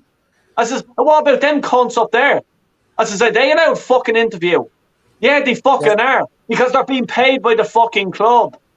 So don't fucking come to me, you prick. And I says, you can get fucking anyone else to fucking drag me off, because I won't fucking work. You know what I mean? And I says, every one of them then that were finished their interviews and stuff like that, I was like a fucking shark. I fucking left carcasses up there outside the fucking Tony Adams statue. And all the bullshit that they're fucking wailing about this club. Wake Yeah, the yeah. fuck up. Honestly, they are a shambles, and I don't care. Honestly, I've been saying this about them for 3 years. I've been saying that they stitched me up, and the only person that stuck up for me when all that kicked off was Claude. Fair play to Claude, like absolute gentleman. Like he actually stuck up for me and actually nearly lost his job with them over it. They nearly kicked him off it because he stuck up for me. But yeah, honestly, it's insane. And then people sit there thinking he's the absolute god. I hate it. I absolutely hate it.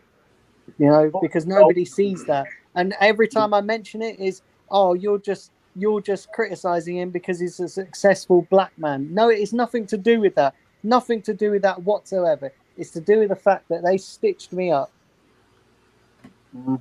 Stephen, what you have to say, man?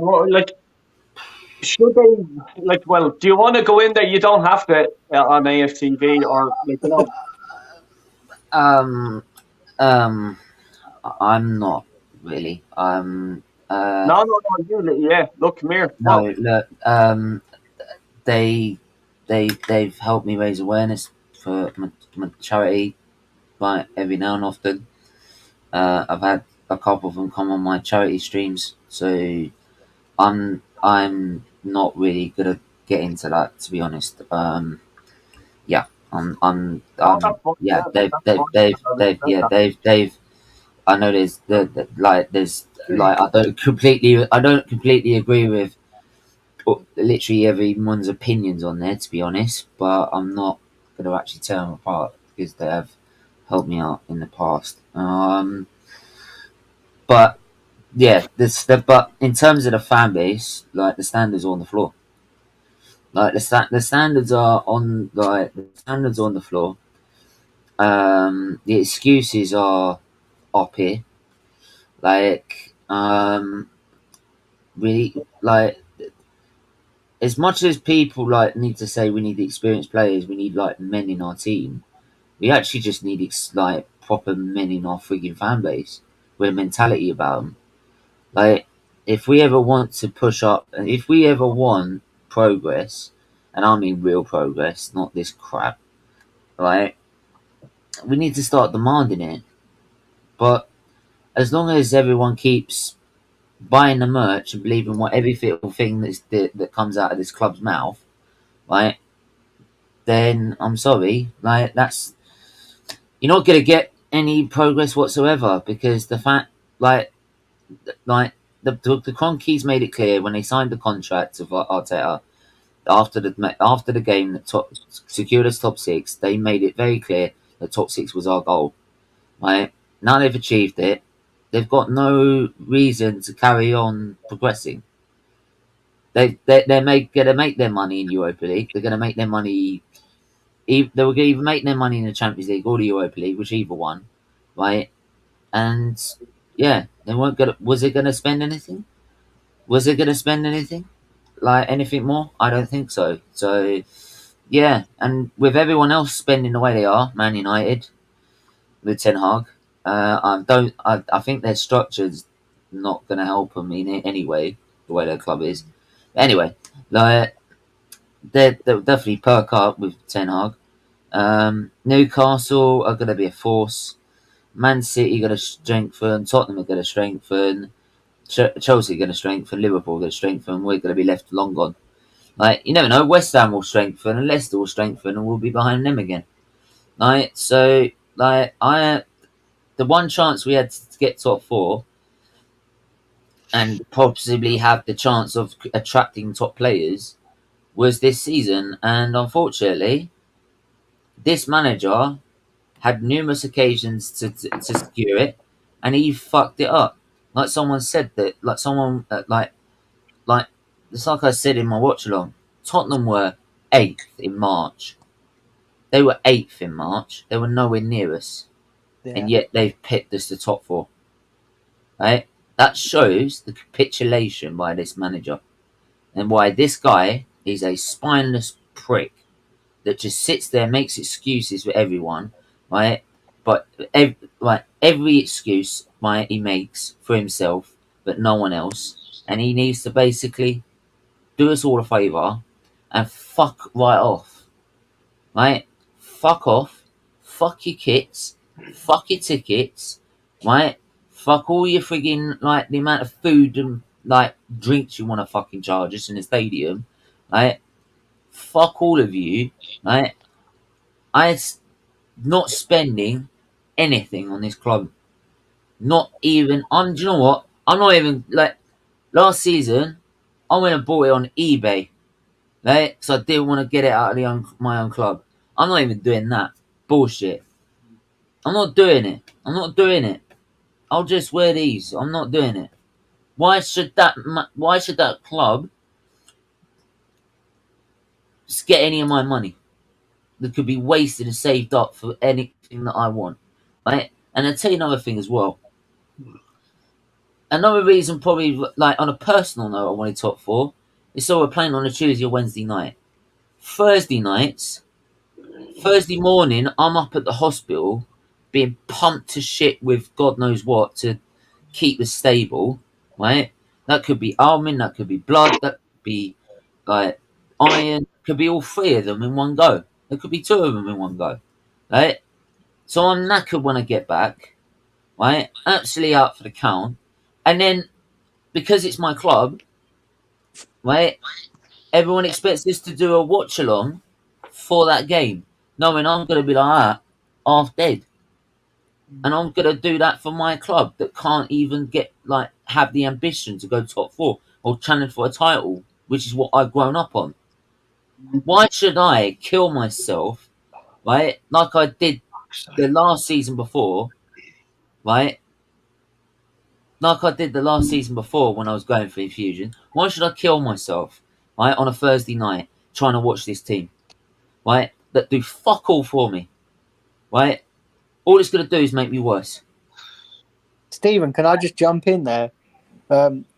Mate, always look after your health before this club and that. Do you know what I mean? Your health is more important. There would have been a time, Daniel, I would have literally done any time to try and watch Arsenal. Yeah, but your Not health anymore. is more important. Not anymore. Your health is so much more important, mate. It's honestly. not worth. I agree with Daniel there, but Jez, I'm going to come to you, man. I'm going to go back to the Newcastle game. Sorry, Del, before you come to Jez, I've got to jump off, so I just want to say thanks for having me on. And give us a shout out to your channel there before you go, man. Yeah. So my channel is Daniel Bailey TV. I've just smashed the 2,300 subscriber mark. So if you could all go and I'm on the road to 3,000. So I'd like to get there before Arsenal win a next league title. So you've got plenty of time, guys. So don't worry. Just please head over and 20 subscribe. years there. I'll be at 1 million subscribers by then. Yeah, but listen, guys, if you want, I keep it real on my channel. I speak a lot of sense. I get great guests on. So yeah, please do go and support it. Any support would be appreciated. And obviously, keep tuning into these guys here: Del, Stephen, Jez, all the channels. So please check all those out as well. Great guys. Fair play. Cheers, Daniel. Take care, buddy. All the best. Jez, I'm just going to come to you just with that.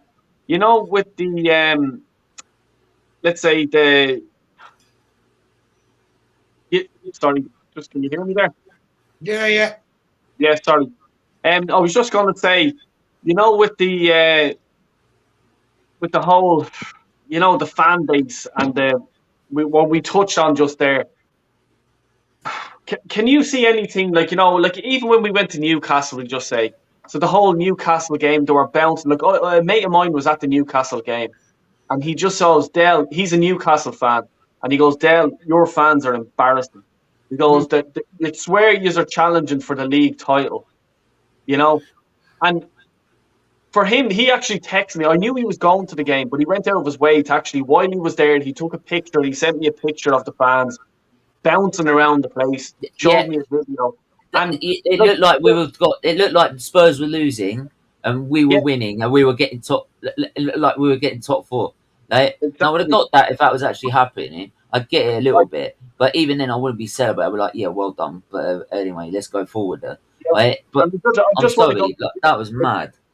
I just want to go to Jez with this. Like, I just want your sort of thoughts because I haven't got it on my channel yet. Like, of the whole Newcastle, the bottle. We bottled it big time.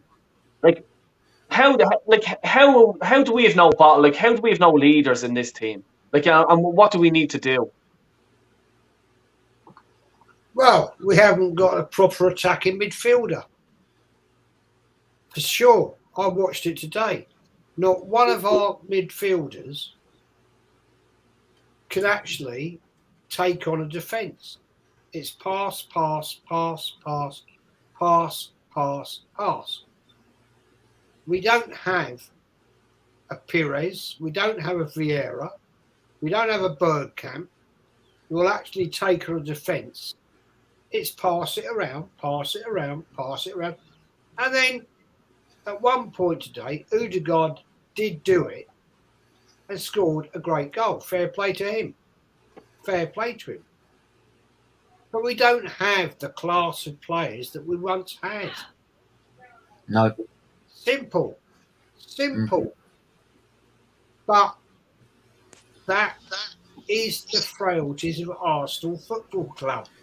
You know, we don't have that ability anymore. And I don't believe we have the attraction to attract great world-class players like we had. Dennis Bergkamp. Yeah, Patrick Vieira. So it is what it is. Anyway, guys, I've got to bail. I've got to have my dinner. Been a great chat. But Daniel, Stephen, can I say one thing to you? Don't protect AFTV. They've done fuck all for you.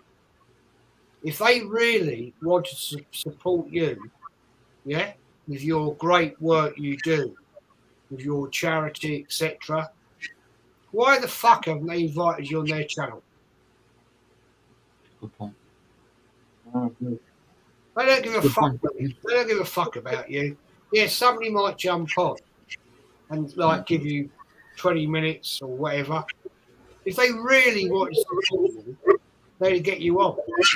They'd host you. They'd actually invite you into their studio and host you, and you could really promote your channel in front of their supposed 1.4 million subscribers.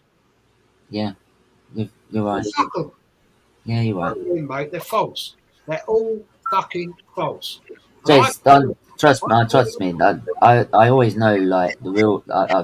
As much as that, like I've always held fans like yourself, Lee, Kenny Ken, like and even the rest of you guys on this chat, because you're real fans, right? And with real fans, real opinion. They don't give a fuck about you. I can assure you, Robbie Lyle is an absolute fucking fraud. And all that other arseholes on there that have sold their souls. And I'll tell you this, right? I called out on his show a week ago, 2 weeks ago, Lee Judges, right? Big mouth. Gives it the big one. And I said to him 6 times, whereabouts in your time in the 80s and 90s did you stand in the North Bank? He blocked every one of my comments because that fucking fraud wasn't there. If he was in the North Bank, right, with probably 200 people that I used to go to the games with, and I know, and some still go, they'd have known him.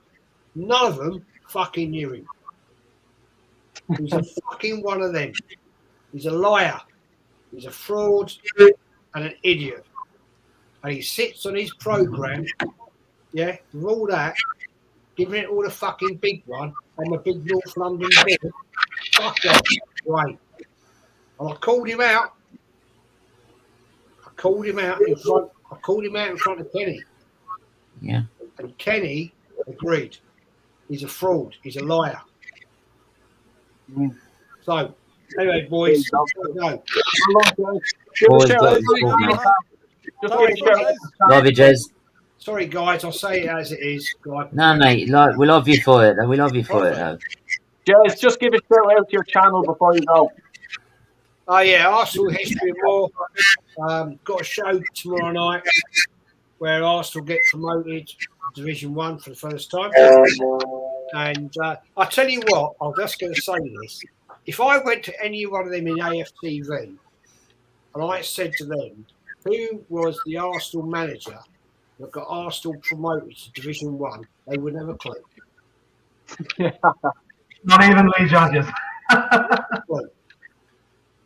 Not a fucking. Well, there we go. Never mind. That's it. Jez. Oh, God. Thanks a minute. Who was that?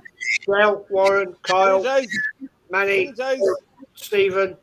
Good to see you looking better, sir. You feeling fine? Sorry? It's good to see you looking better. You told me you were under the weather not too long ago. Don't know, mate. Don't know. To be fair. Take care. Take care. Take care, Jace. Take care. I'm going to bring in this other real one here. What's the bleeding story? She's been sitting in the waiting room area. How are you keeping? I'm good. I'm happy. The season is over. I've got a busy week ahead, but I am buzzing about the result because I get bragging rights in classes. So I'm good. I'm happy about it. It's time to relax and put some different content out. Not getting stressed, not getting angry. It's done. It's done and dusted. And my predictions were right, so I'm celebrating inside. Yeah, exactly. Yeah. What do you make of the season overall? If you wanted to throw it in a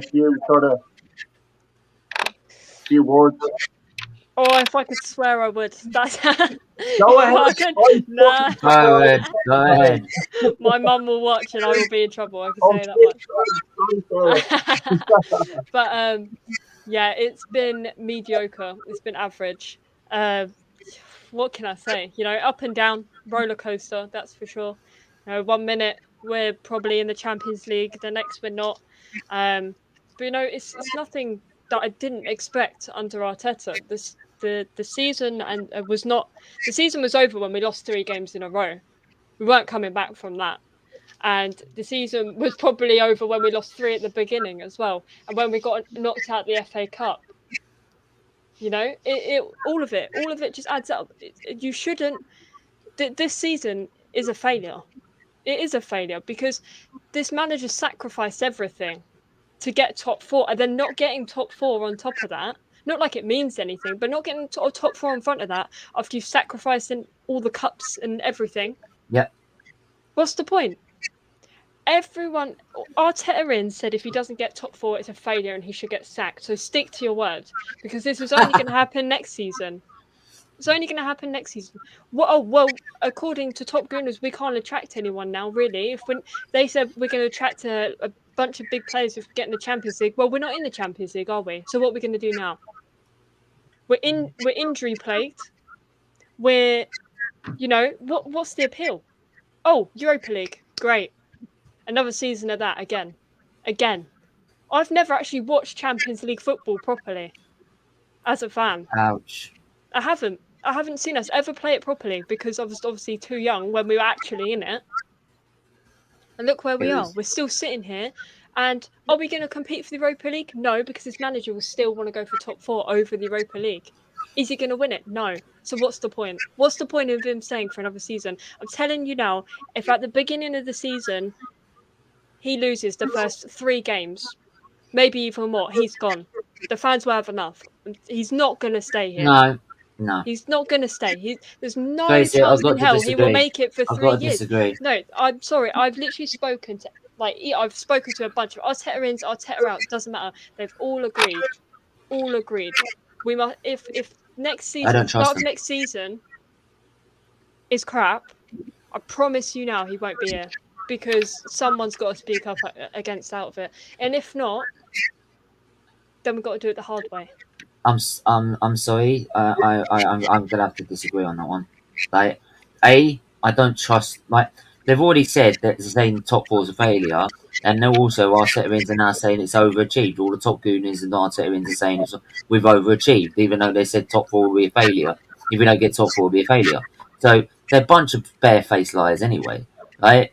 So if we lost the first 3 games, it'll be Arteta out, like they were at the start of the season, remember? Right? Then 3 games later, after we beat the Spurs, right, we were Arteta. They were all Arteta in again, and one of them were going, "Oh, I turned Arteta out too soon. Oh, I'm going back to Arteta in." Well, you're going with the wave because all the fans are going back with this. So to keep your channel going, right, you decide to go back to your Arteta in stance, right? Now, I'm sorry, I don't believe they'll hold that to their standard at all. What it'll come down to is that our football would have to get so shit that they'll just they're not really bothered whether Arteta in or not. They'll just like, I'd rather watch Emmerdale tonight, or I'd rather watch Songs of Praise today than go watch Arsenal. It's boring. It's horrible.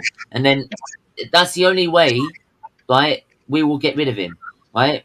Because if the fans keep going, right, to the Cronkies and the owners, they're like, that's all right. Money's coming in. Match revenue's coming in. Doesn't matter what the fans say, right? If they don't turn up like they did with Emery, right? Emery's last game, that was the emptiest time I've ever seen Emirates that empty. I've never seen it that empty, right? Even under Wenger. Wenger as well. What happened as soon as Wenger as soon as Wenger in 2017-18 didn't look like he was going to get sacked for another 2 years, right? And then as soon as they had no bums on seats in that season, gone straight away. Boom, out the door. You're gone. You either do it the nice way, or we sack you. Do it. So they went the nice way and they did the sentimental route, right? Emery is the same. They knew there wasn't. They knew, like, he wasn't putting bums on seats. Bang, gone. See you later, right? It would only take that to get rid of Arteta, and it would have to take Arsenal fans to just not bother turning up anymore. That's what I mean. Like, we have to. It will get But to the a point Arsenal next fans, season where I we don't have to believe come them. together from both sides. Mm. I know we don't believe them. We don't trust them after what they've done this season. But at the end of the day, as you're saying, it happened under Wenger. Everyone was divided again then as well. You got to remember, Yeah, this is the thing. The This is the division thing, happened Gracie. from Emery here. It happens at every single time, and the fans have to come together for it to work. Gracie, this is the thing, Gracie. Right, with what they've managed to create with Arteta out, is perfect for the Cronkies. Right, it's perfect for them. I'll tell you this. Right, when they was on the Wenger in, Wenger out, it was like that from about 2012, I'd say, onwards. Like when we sold Van Persie, right? That whole period was volatile. It was horrible, right? Even though I didn't go to the Emirates either. Anyway, right? I went to one game, but that was about it, right? And it was horrible because they were so divided on each camp, right? But because they were so worried about the manager, they were like, we're look, we're performing like shit, but hey, they're blaming it on the manager, right? We'll just keep wiping the money in. We hardly give him any money to spend with, and we just make loads of money, and look, he takes the fat for it. And it's the same with Arteta. Arteta is so stupid, he doesn't see it. He's another, or that he sees it, and he doesn't want to accept it, that he's basically a Wenger 2.0. He takes all the flack, while all the Cronkies take all the revenue and all the money, right? And that's what is going to happen next season in Europa League. Simple. I'll let Manny come in because I can see him biting at the lip here to get in. What do you have to say? Now, here's the thing. I'm glad you're letting me in, Bill, because given that I'm stuck right between Gracie and Stephen, I feel compelled to say my piece. And Gracie, good evening to you, by the way. Nice to be talking to you. Good evening. Exams going well? Yeah, not bad. It's not bad. I still have 3 to go. She scored a fucking volley yesterday. Did you not see the bleeding goal she scored? It's gone viral. I'm telling you now. It's going viral out here. It's got 4.7k. I don't know what's going on out here, but Gracie, you're getting better exam results than Arteta is getting performances. So here's the thing. Let me just jump in here. I'm going to start with Gracie on this. Because here's the thing, Stephen, you did make an interesting point. I'd like you to let me say my piece, yeah? You did make an interesting point when you said that from 2012 to the period when Wenger left, there was that division among the fan base, and obviously, it went for a little bit too long. There was a lot of rancor that developed, and eventually, the fans had to realise, that this is untenable. And the thing is, mind you, for those few years in between, we were still qualifying for the Champions League, finishing top 4, and I think the fans had pretty much become bored by that. We were also winning a few FA Cups in between to sort of soften the blow, if you will, of not going as far as we'd like in the league. With Arteta, let's take a look at his seasons. I actually, let me make it clear, never wanted Arteta to get the job. I wanted Ancelotti to come in. No one wanted him. If any Arteta fan said they wanted him to take the job, they're lying. They're lying. Yeah, on that we can agree. Yeah, but after he won the FA Cup, thanks to Aubameyang and a few others, I was willing to give him the chance. And the ironic thing is that two of those players who helped him win that FA Cup, this time next week could end up winning European silverware. Maitland-Niles with Roma and Ceballos with Real Madrid. Yeah, but here's the thing as well. I know you're thinking. You need not to want to get a thing. Oh, I so want Real Madrid to win the Champions League now, just to see that happening. That'd be fucking scenes. Yeah, but here's the thing. If we take an analysis of the last season, we had a horrible run in the middle of the season where we lost so many home games in succession. At one point, we were 15th and on the verge of actually being dragged into a relegation battle. Somehow, we recovered with a few irrelevant wins against, some poor teams and got up to 8th. We put all our eggs into the Europa League basket, and then Arteta boxed that up with his tactics against Emery. And then this season, he put his eggs in the top 4 basket. We crashed out of the cups, and we didn't even finish 4th. So again, I would definitely say that if the fans were willing to, eventually realise after 5 years of rancor under Wenger, even with the Champions League qualifications and the FA Cups, that this is untenable, we need to change.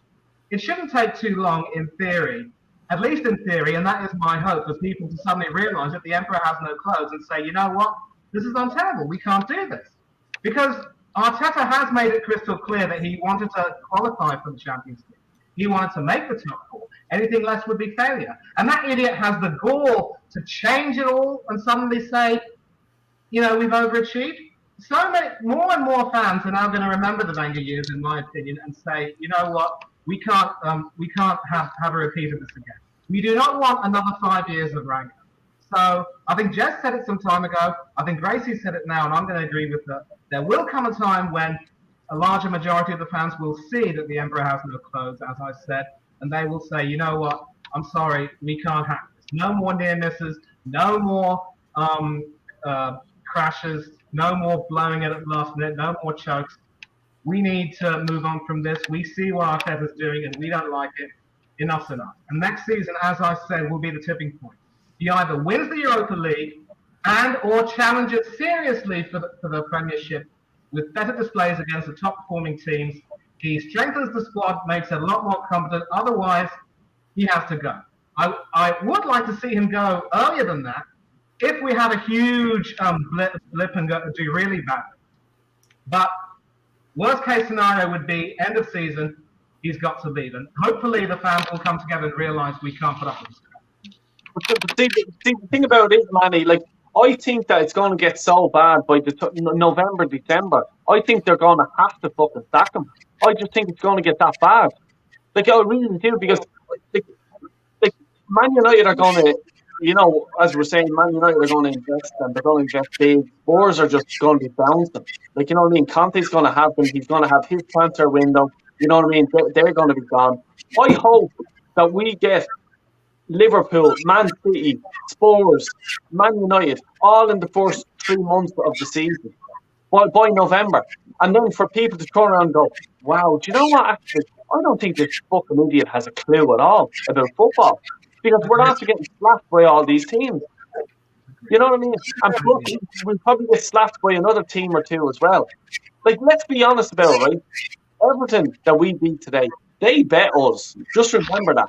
And the run that they were going through at the time, I think they lost something 6 games in a row. But yeah, Arsenal went and gifted them something. Warren, I'm going to come to you, man. Do you think that it's going to get so bad this season that he will get sacked? I think it's possible, but I don't think he will. Because he's doing everything the Cronkies want him to do. And that's the problem. It's the Cronkies. Until we get rid of them, they will, even if they sack him, all they're going to do is employ someone who's exactly the same mould as Arteta. Inexperienced novice who they can control and continue on with this bullshit project. Sorry for swearing, Gracie, but I'm getting agitated, right? No, go for it. I don't All care. that's going to happen is that they're going to go, if they sack him, they'll start with another one, possibly per Mertesacker, right? The process will start back from day one again. It'll be trust Per. He knows what he's doing. He's going to get us out of this mess. We got Super Per Mertesacker. Garbage from day one yet again. Until they are gone, we're not going anywhere. And I'm making a prediction here and now. People might laugh at me, but if we don't get them out of our club by, what is it now, 2022, by the end of the decade, this club will be in the Championship at best. Nah. Yeah. Do you know why, Warren? Do you know why? Do you know why, Warren? Why? I'll tell you why. Fan base. We don't demand enough. No, I'm saying FSG. I know, because our fan base just accept the decline. They've been accepting the decline for so long, and they'll just keep accepting it with every new manager comes along. Like, they have not got what Liverpool did, right? FSG don't want to spend money; they want to make money, right? But guess what, mate? The reason they had to spend money is because, one, they got a elite manager in Klopp, and two, the Liverpool fans would not accept anything less than the best, right? Stephen. That's what I'm saying. That's what I'm saying. This prick of a manager than they do about the club.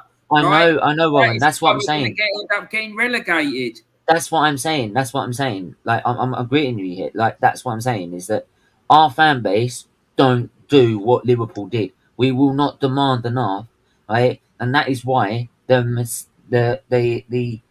fan base, right, are a major part of letting this fester and letting this rot continue. And all it is, it's going to get worse and worse and worse and worse.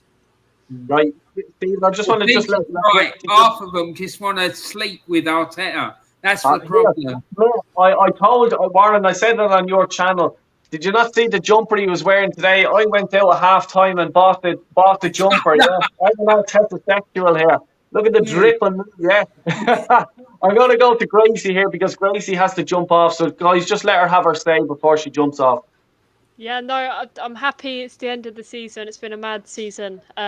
First on YouTube, so it's a different experience as a fan that I've never done, but I will be continuing, and hopefully it'll continue for as long as possible. And no, good win today. You know, I don't really see many points wrong with it. I'm not too fussed. It's over.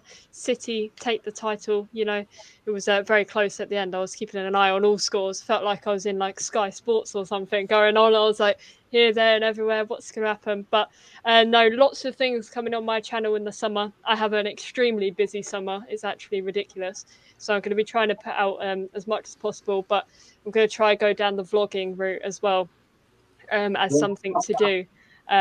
Because you know my you guys know my life's pretty crazy, and a lot of things are going to be happening in the next month or so.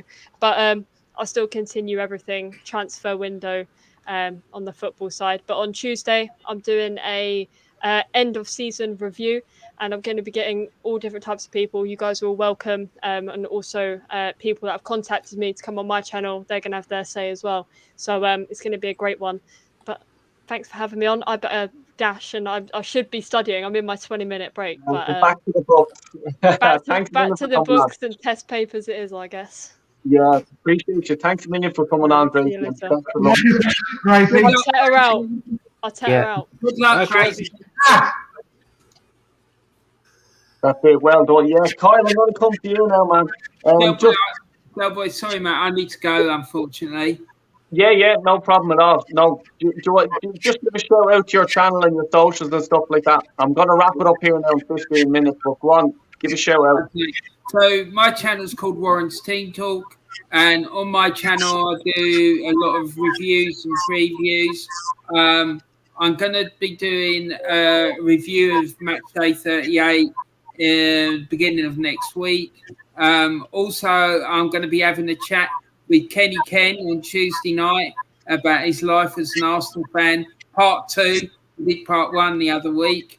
And I'm going to be doing a massive season review probably in about a week, 10 days, because I'm sick of this nonsense and I want to be like pointing out a few things which I think don't get mentioned enough about what's going on at this club. So, yeah, thanks very much for having me on, though, Del Boy. Really appreciate it, man. And big up to yourself for doing this because it takes a lot of guts doing what you're doing because you don't know what's coming on, mate. After what you told me, I'm bleeding shitting myself. There was some fella came on and he had his wedding candle hanging out. Yeah, exactly. Big up, one. See you later, guys. Thank you, Warren. Take care of I'll be in touch soon, mate, about getting you on the channel again. Beautiful. Thank you. All right. Take care, guys. See you later. Cheers, Manny. Cheers, Stephen. Take care. Warren's a great guy. Fair play. And please do check his channel out and subscribe if you haven't already. Kyle, I'll just give you. We'll wrap it up in 15 minutes, all right? So, look, Kyle, who would you like to see come to Arsenal realistically? Who can we sign? Realistically? Wouldn't sign fucking me that way. That's being realistic. They're a fucking joke. Realistically, they're on about Jez Lewis. Let's see now how good they are getting Jez Lewis in. I just saw the comment there on the station there, on the channel, that they're in serious talks with Enemy signing a new contract in 2025. That's what we're fucking talking about that way. Can I just hang on? They're also talking about giving Eddie Nketiah the number 14 jersey, Thierry Henry's jersey. What? What the fuck is that all about? What? Yeah. And Ross talking about Shaq is there.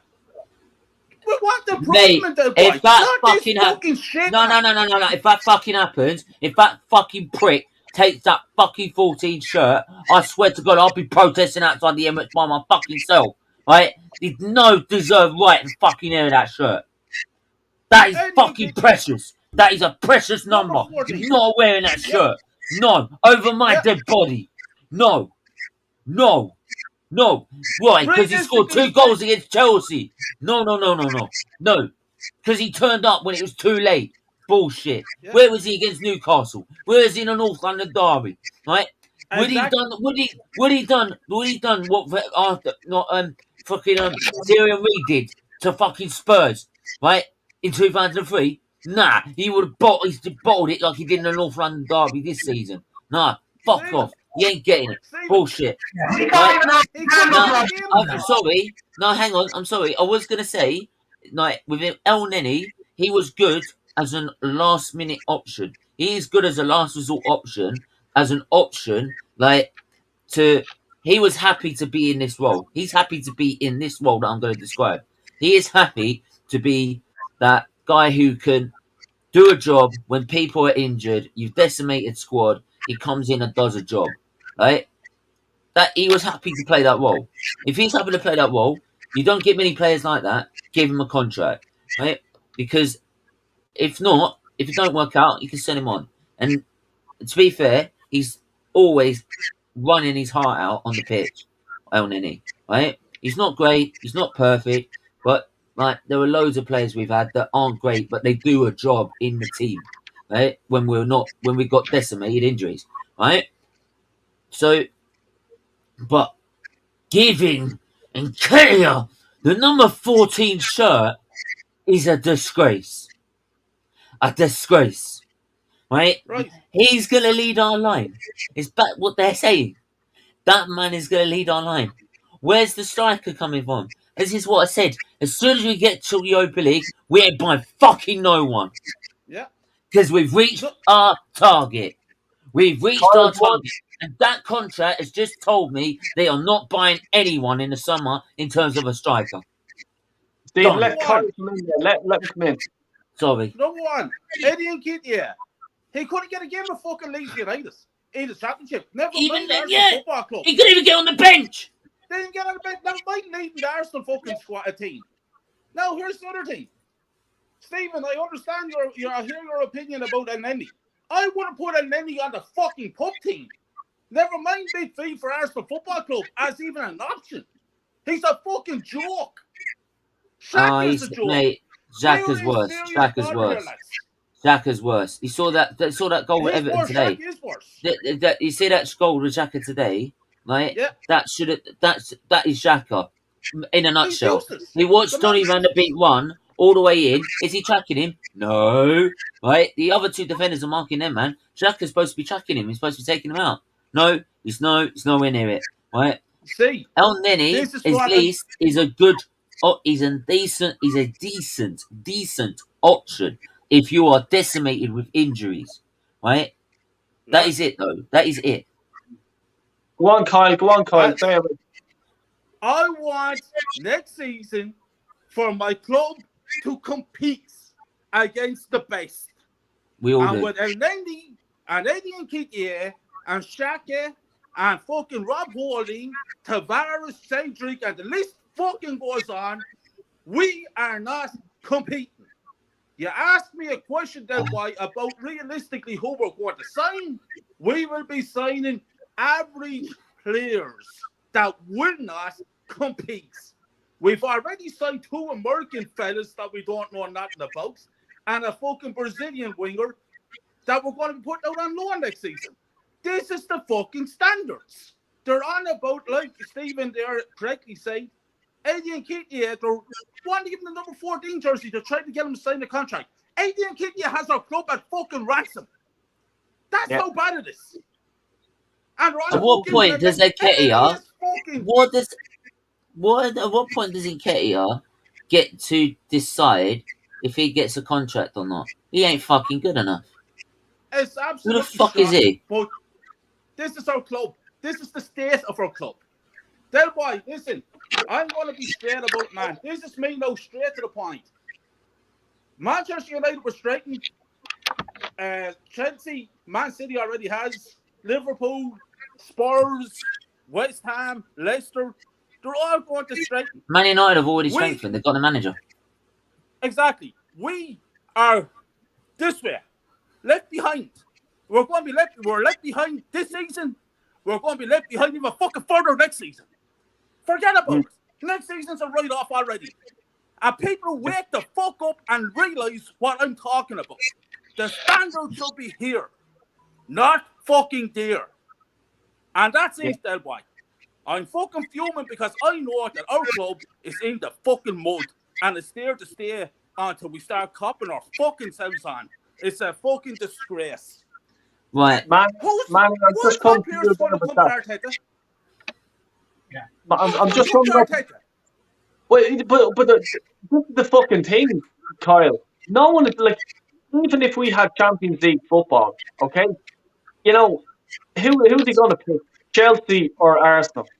Are you going to go to Tuchel, who's won the fucking Champions League, or are you going to go to Arteta, who's just fucking fluking fucking things?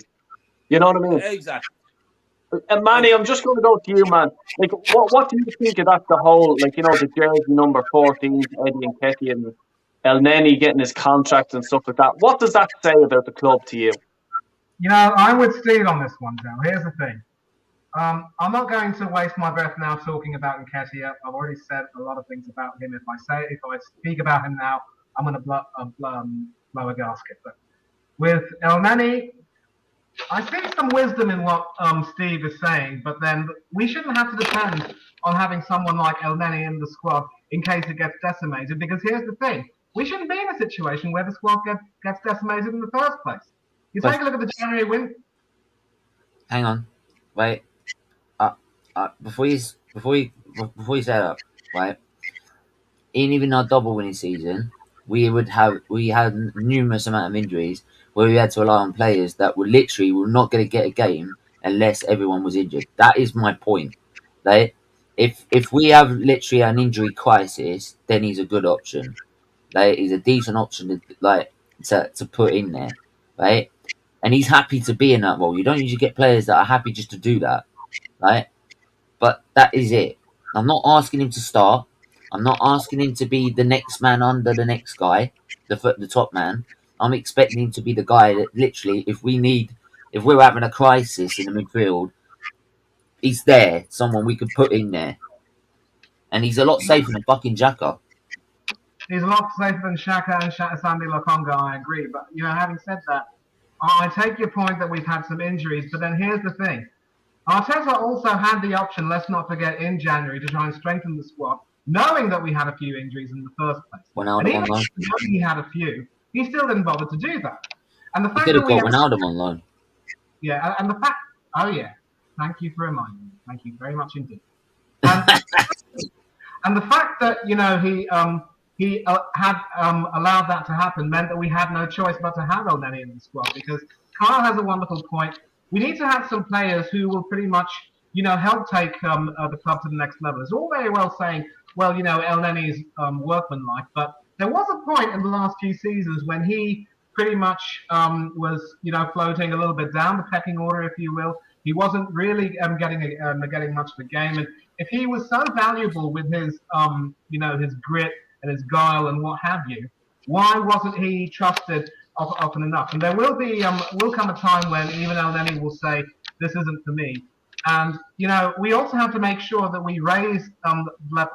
If you are so eager to try to trim the wage bill and get rid of players you don't want, you've also got to have a commitment to try to bring more in. And then coming back to Elneny, he's going to have to ask himself the question, does he really see himself at the club? If not next season, then maybe in a few seasons afterwards. Would he like to stay for an extra season? I don't know. He could be an option, but again, Arsenal have to decide to try and strengthen a little bit further. And put this way, if Arsenal had secured top 4, Elneny wouldn't be asked to stay. Let me tell you that right now. And as for Nketiah being given the number 14, well, I've seen Arsenal standards get lowered more than a few times, but this will absolutely take fucking cake. Scores twice against Chelsea, cups his ears. Scores twice against Leeds, doesn't celebrate, he played for them. Scores today, he probably would have cupped his ears as well. And again, the man doesn't even want to stay. Lacazette's also going to leave. So we need a new striker, for heaven's sake. And who can we possibly get? There's talk about Suarez leaving Atletico to possibly join Aston Villa, who are definitely they're going to look to try and go up and up under Steven Gerrard. Oh my God. I'm not suggesting that we should sign him, but I was saying that we're not going to get a superstar, but maybe someone not at the end of his career, but someone just in the twilight, someone like a Kanu, for instance, who had some of his best years robbed by health issues. He came to Arsenal, he was an absolute hit. If we can find someone like that who can rediscover his spark at the club and actually, work wonders for us, hallelujah, because that's really the type of player we can hope to get. No superstars, no talented youngsters, nothing much else. And that's really all we can look for. Right. Go on in there, what are you saying? Kyle. Yeah, then why? My battery's going to go off, so I'm going to bounce out, man. Give a shout out to your channel, man. The name is Kai Walsh Gunners, the channel. I speak not with facts. I say it as it is, and I speak from the heart. You might not like the way I go about things, but I do it anyway, because I want my standards up here with Arsenal Football Club. At the moment, we're a fucking joke.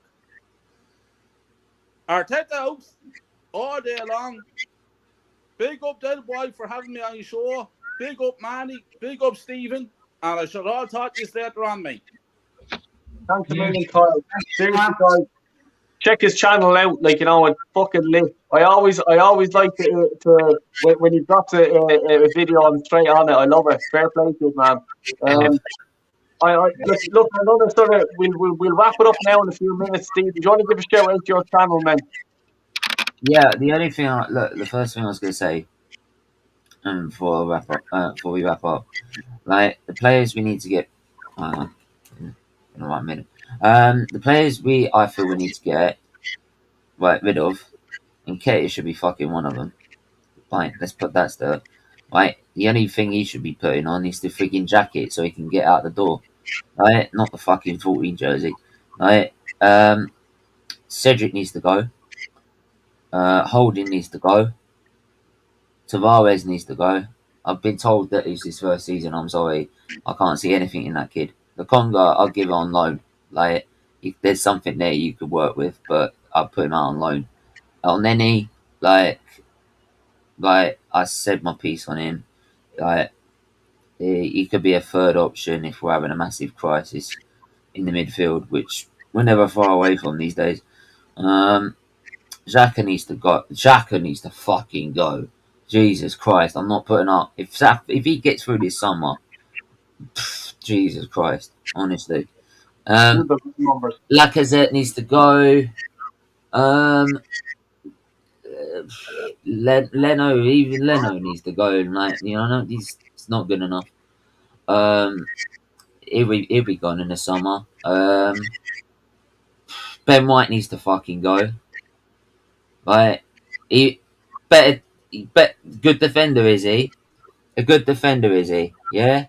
So why we end up with the worst goal difference and more goals conceded then? And we've got Gabriel, who was the only player that was in last season. So it can't be him. There you go, mate. But apparently he's like the next English Virgil van Dijk, apparently. Jesus Christ. He couldn't like carry Butcher's boots. Pepe looks like he's going to leave because he's fucked off with the manager, which is a shame because he's a talent. He's just not being used. Right? You use him correctly. Use him with an overlapping runner, he'd be absolutely balling. So, but this guy doesn't always do it. So there you go. Yeah. So look, we need to get rid of about 10 odd players, but are we going to replace them all? No. Are we going to blow it all in one window? No. Right? And Man United are just they've already strengthened with the manager, like I said. Right? So that's one start. They'll at least get off to a good start. I'm not sure about their structure, whether it will maintain itself. Right? Man City just strengthen anyway. Liverpool strengthen. Chelsea will strengthen. Aston Villa will strengthen. Suarez will probably go. Then you've got so you got Aston Villa, Newcastle. Right? They're looking to improve. So we could end up fucking 9th or 10th, mate. Leicester will be, we're investing as well. Mate, they'll reinvest in it's probably the first time they'll take a hit on Tillemans, but they'll go out and spend some money, mate. Right? So they'll replace him. Right? So yeah, like we're fucked. We're fucked next season, mate, because this guy can't do one game a week to get top 4. What makes you think he's going to do 3 games a fucking week? 3 games. The last time we gave 3 games a week, we ended up 16th in December. 16th in December in 3 games a week. And you're telling me he's going to take us forward. See that? Stick those sideways up your ass, every single Arteta in fan. Like, fuck the lot of yous. Fuck the lot of yous. Come at me. I don't care. Top Gooners, you are a parasites. You are one fucking problem at this club. You ain't fucking top fucking Arsenal fans, right? The real ones are people like us that speak the fucking truth, right? You're a bunch of paid fucking no good bunch of arsewapes that know fuck all. You know fuck all about this club. I know more. I've probably forgotten more about you that have forgotten more about Arsenal than you know. Right? And some of you came to be, you not even want to see us win a title. I've seen us win 2. I've seen us win a double, mate. So don't even fucking come here, right, and say that you are top gooner. You know fucking anything. So you need to fucking change your standards. Fuck off. To me, there's no such thing as a top corner. Like, everyone's an Arsenal fan. You either support the club or you fucking don't. Yeah, I but don't. it's to be the ultimate because they never criticise the team. No, everything's so rosy in the garden. Man, Stephen, just shout out your channel then before I wrap it up, man. Yeah, man, I'm late for my own show, so yeah, it's Feetly TV, Arsenal football content. We're literally about to go now to do my match reaction and player ratings for the show. I'm not going to be doing it for so long because I am knackered. So I'll be doing the F1. I've been doing the F1 show on S Feetly F1 as well. So I've had 2 watch-alongs today, so I'm knackered. Steve, let me just say that, look, your health is not worth sacrificing over a team which doesn't care about you, other people don't care It was about at one point. It was at one point.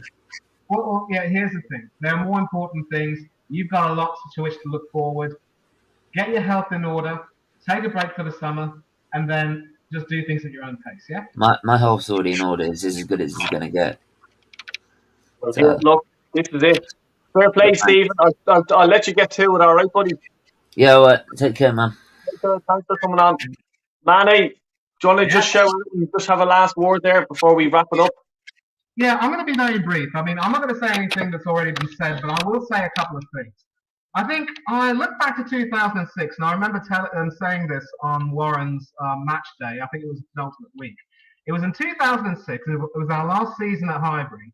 We were playing our last game at home to Wigan Athletic, I believe, and we won 4-2. And we had to win and also hope that Tottenham would lose to West Ham so that we could finish 4th ahead of them. And as ill fortune or good fortune would have it, Tottenham had a bad case of food poisoning. They lost to West Ham. And so when we found out that result, when Arsenal found out that result, everyone at the ground at Highbury was, singing "I'm Forever Blowing Bubbles" just to take the mickey out of the Tottenham fans. And ever since then, there's been this thing called St. Totteringham's Day, where the Arsenal fans would celebrate finishing above Tottenham and getting in the Champions League at their expense. And that was one thing that told me that the standards were dropping. It's easy to blame Wenger and say that he's been the one responsible, but the fans have also started to become really, disgraceful ever since 2006. And that was when a lot of people said, I don't care where we finish as long as we finish above Tottenham. And that was when you could tell the standards started to get dropped. And I remember saying that could bite us in the arse one day, and it has bitten us on a few occasions. So I want to see a day where we no longer celebrate St. Totteringham's Day and then just go back to looking for more than that, aspiring for more than that. And that filtered through to the players when they would celebrate at the Lane on one occasion. It was just disgraceful. And I'm glad that we also didn't finish 4th. You know why? All of these top gooners would probably look at us and say, you didn't trust the process. You were slagging us off at every opportunity. You were bad-mouthing Arteta every chance you could get. You have no right to celebrate our success with us. They would have said that, Mike. Yeah. So I'm glad we didn't finish 4th. But even if we did, and they would have said that, our response should be, as Gordon Brown would say, this is our Arsenal. You hear me? It doesn't belong to any group of fans. It doesn't belong to any individual. It doesn't belong to any player. It doesn't belong to the manager. It doesn't belong to the owners. It belongs to fucking all of us. We celebrate our successes together. We dance in the streets. And when we fail as a team. We cry into our beers the next day. I only hope that there will be some unity coming in, and it may take a little bit longer. Hopefully next season again should be the tipping point. If we do end up, performing so badly, even worse than Emery did in his second season, then hopefully the fans will wake up. That's all I'm going to say. And finally, you want to follow me? I'm on Instagram. That's Mannyfangaduro1981. Not on Twitter, not on Facebook. Maybe I'll come back. I don't know. But Del, let me just say, love everything you do. Every time you have me on the channel, you make me feel so welcome and so much appreciated. Love you. Always do, mate. And it's always a pleasure to be talking to you. No, look, mate, appreciate you coming on because, I like having people on that talk, facts, and I can't disagree with anything you've said throughout the show. So, and as I says, your Irish passport is still valid. I'll stamp it next year again just to keep it going. And what I'm going to do is during the summer we're going to have a little chat about sort of Irish international football and the history of it and stuff like that. And I'd love to get you on. I'll be in touch with you then. But look, man, thanks a million again for coming on, and I really appreciate your time. Cheers, mate. Thank you. Thanks to everyone who's been watching, and to all of you who are watching, to you as well, Del. Enjoy your summer. You've earned your rest, and then in August we all go through it again. The big circle. Take care, buddy. Talk to you soon. Cheers, mate. Thanks. So there you have it. Thanks a million for all the people that came on.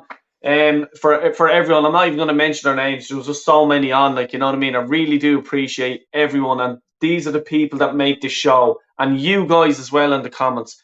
Without you putting comments in and stuff like that, we can't do this show. And I love everyone that comes on. If you agree with them, if you don't agree with them, you have to respect everyone's opinion. That's the way I am, and that's why I get the likes of Julian on my show. I didn't get him on today because I didn't send him the fucking link, because I didn't want him on the show, because I'm personally a bit pissed off about the season.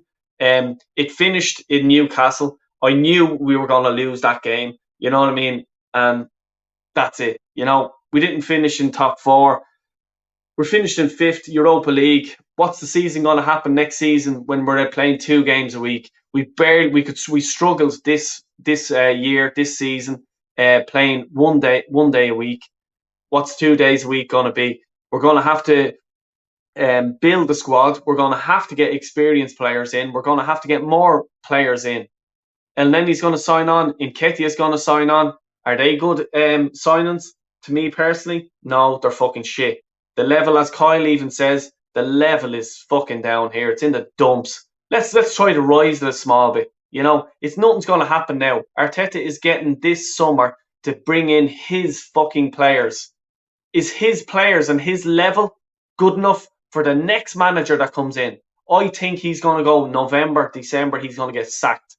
You know, we're going to go round next season again. We're going to be a mediocre club, and that's unfortunately for us. And I blame the fans. I don't blame anyone else. The Cronkies are getting money in their hand. We've seen it today when the cameras start circling around the Emirates and all the people with their new jerseys in. Would you sell a club if you were making money? Would you?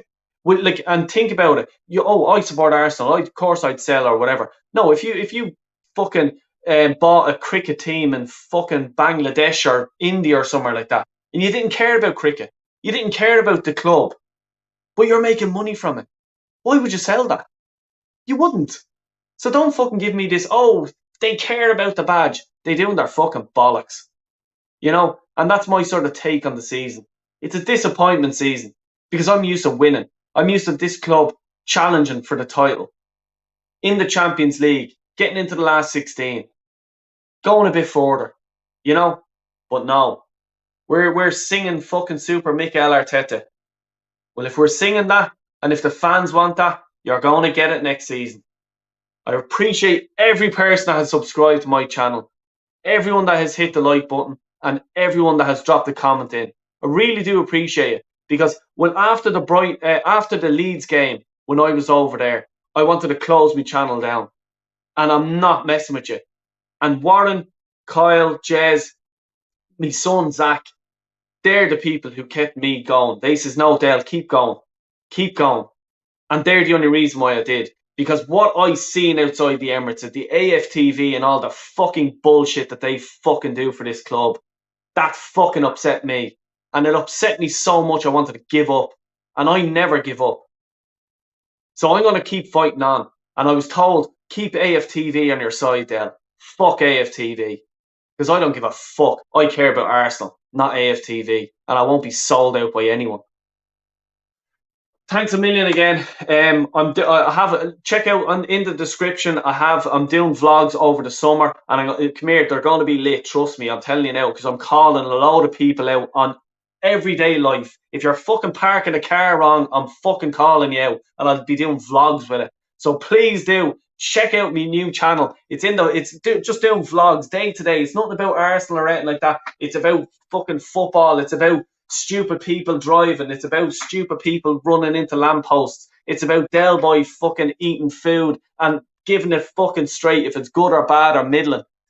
Please check it out. It's been an exciting season. I started my channel back in December, and look, that's probably the best thing that I got from this season. But yeah, look, come here. I'm going to be still doing my tour. I'm going to, my Friday night show, I'm changing to probably Thursday night, because on Friday nights, the Irish League, like the Irish football, the Premiership, the Irish Premiership, whatever you want to call it, they play on a Friday night. So I'm going to be going to the games, and I'm going to be calling a few people out there as well. But yeah, come and join me. Check out. The link is in the description. Please bang the subscribe button and follow me. And because I'll be uploading a load of stuff, even starting from tomorrow. It's going to be a load of stuff coming on my channel. And then on this channel, every Thursday night, and I'm going to be on other people's channels as well. Thanks a million again for everyone that's dropped in tonight. Please hit the subscribe button if you haven't. Take care. Arteta out. You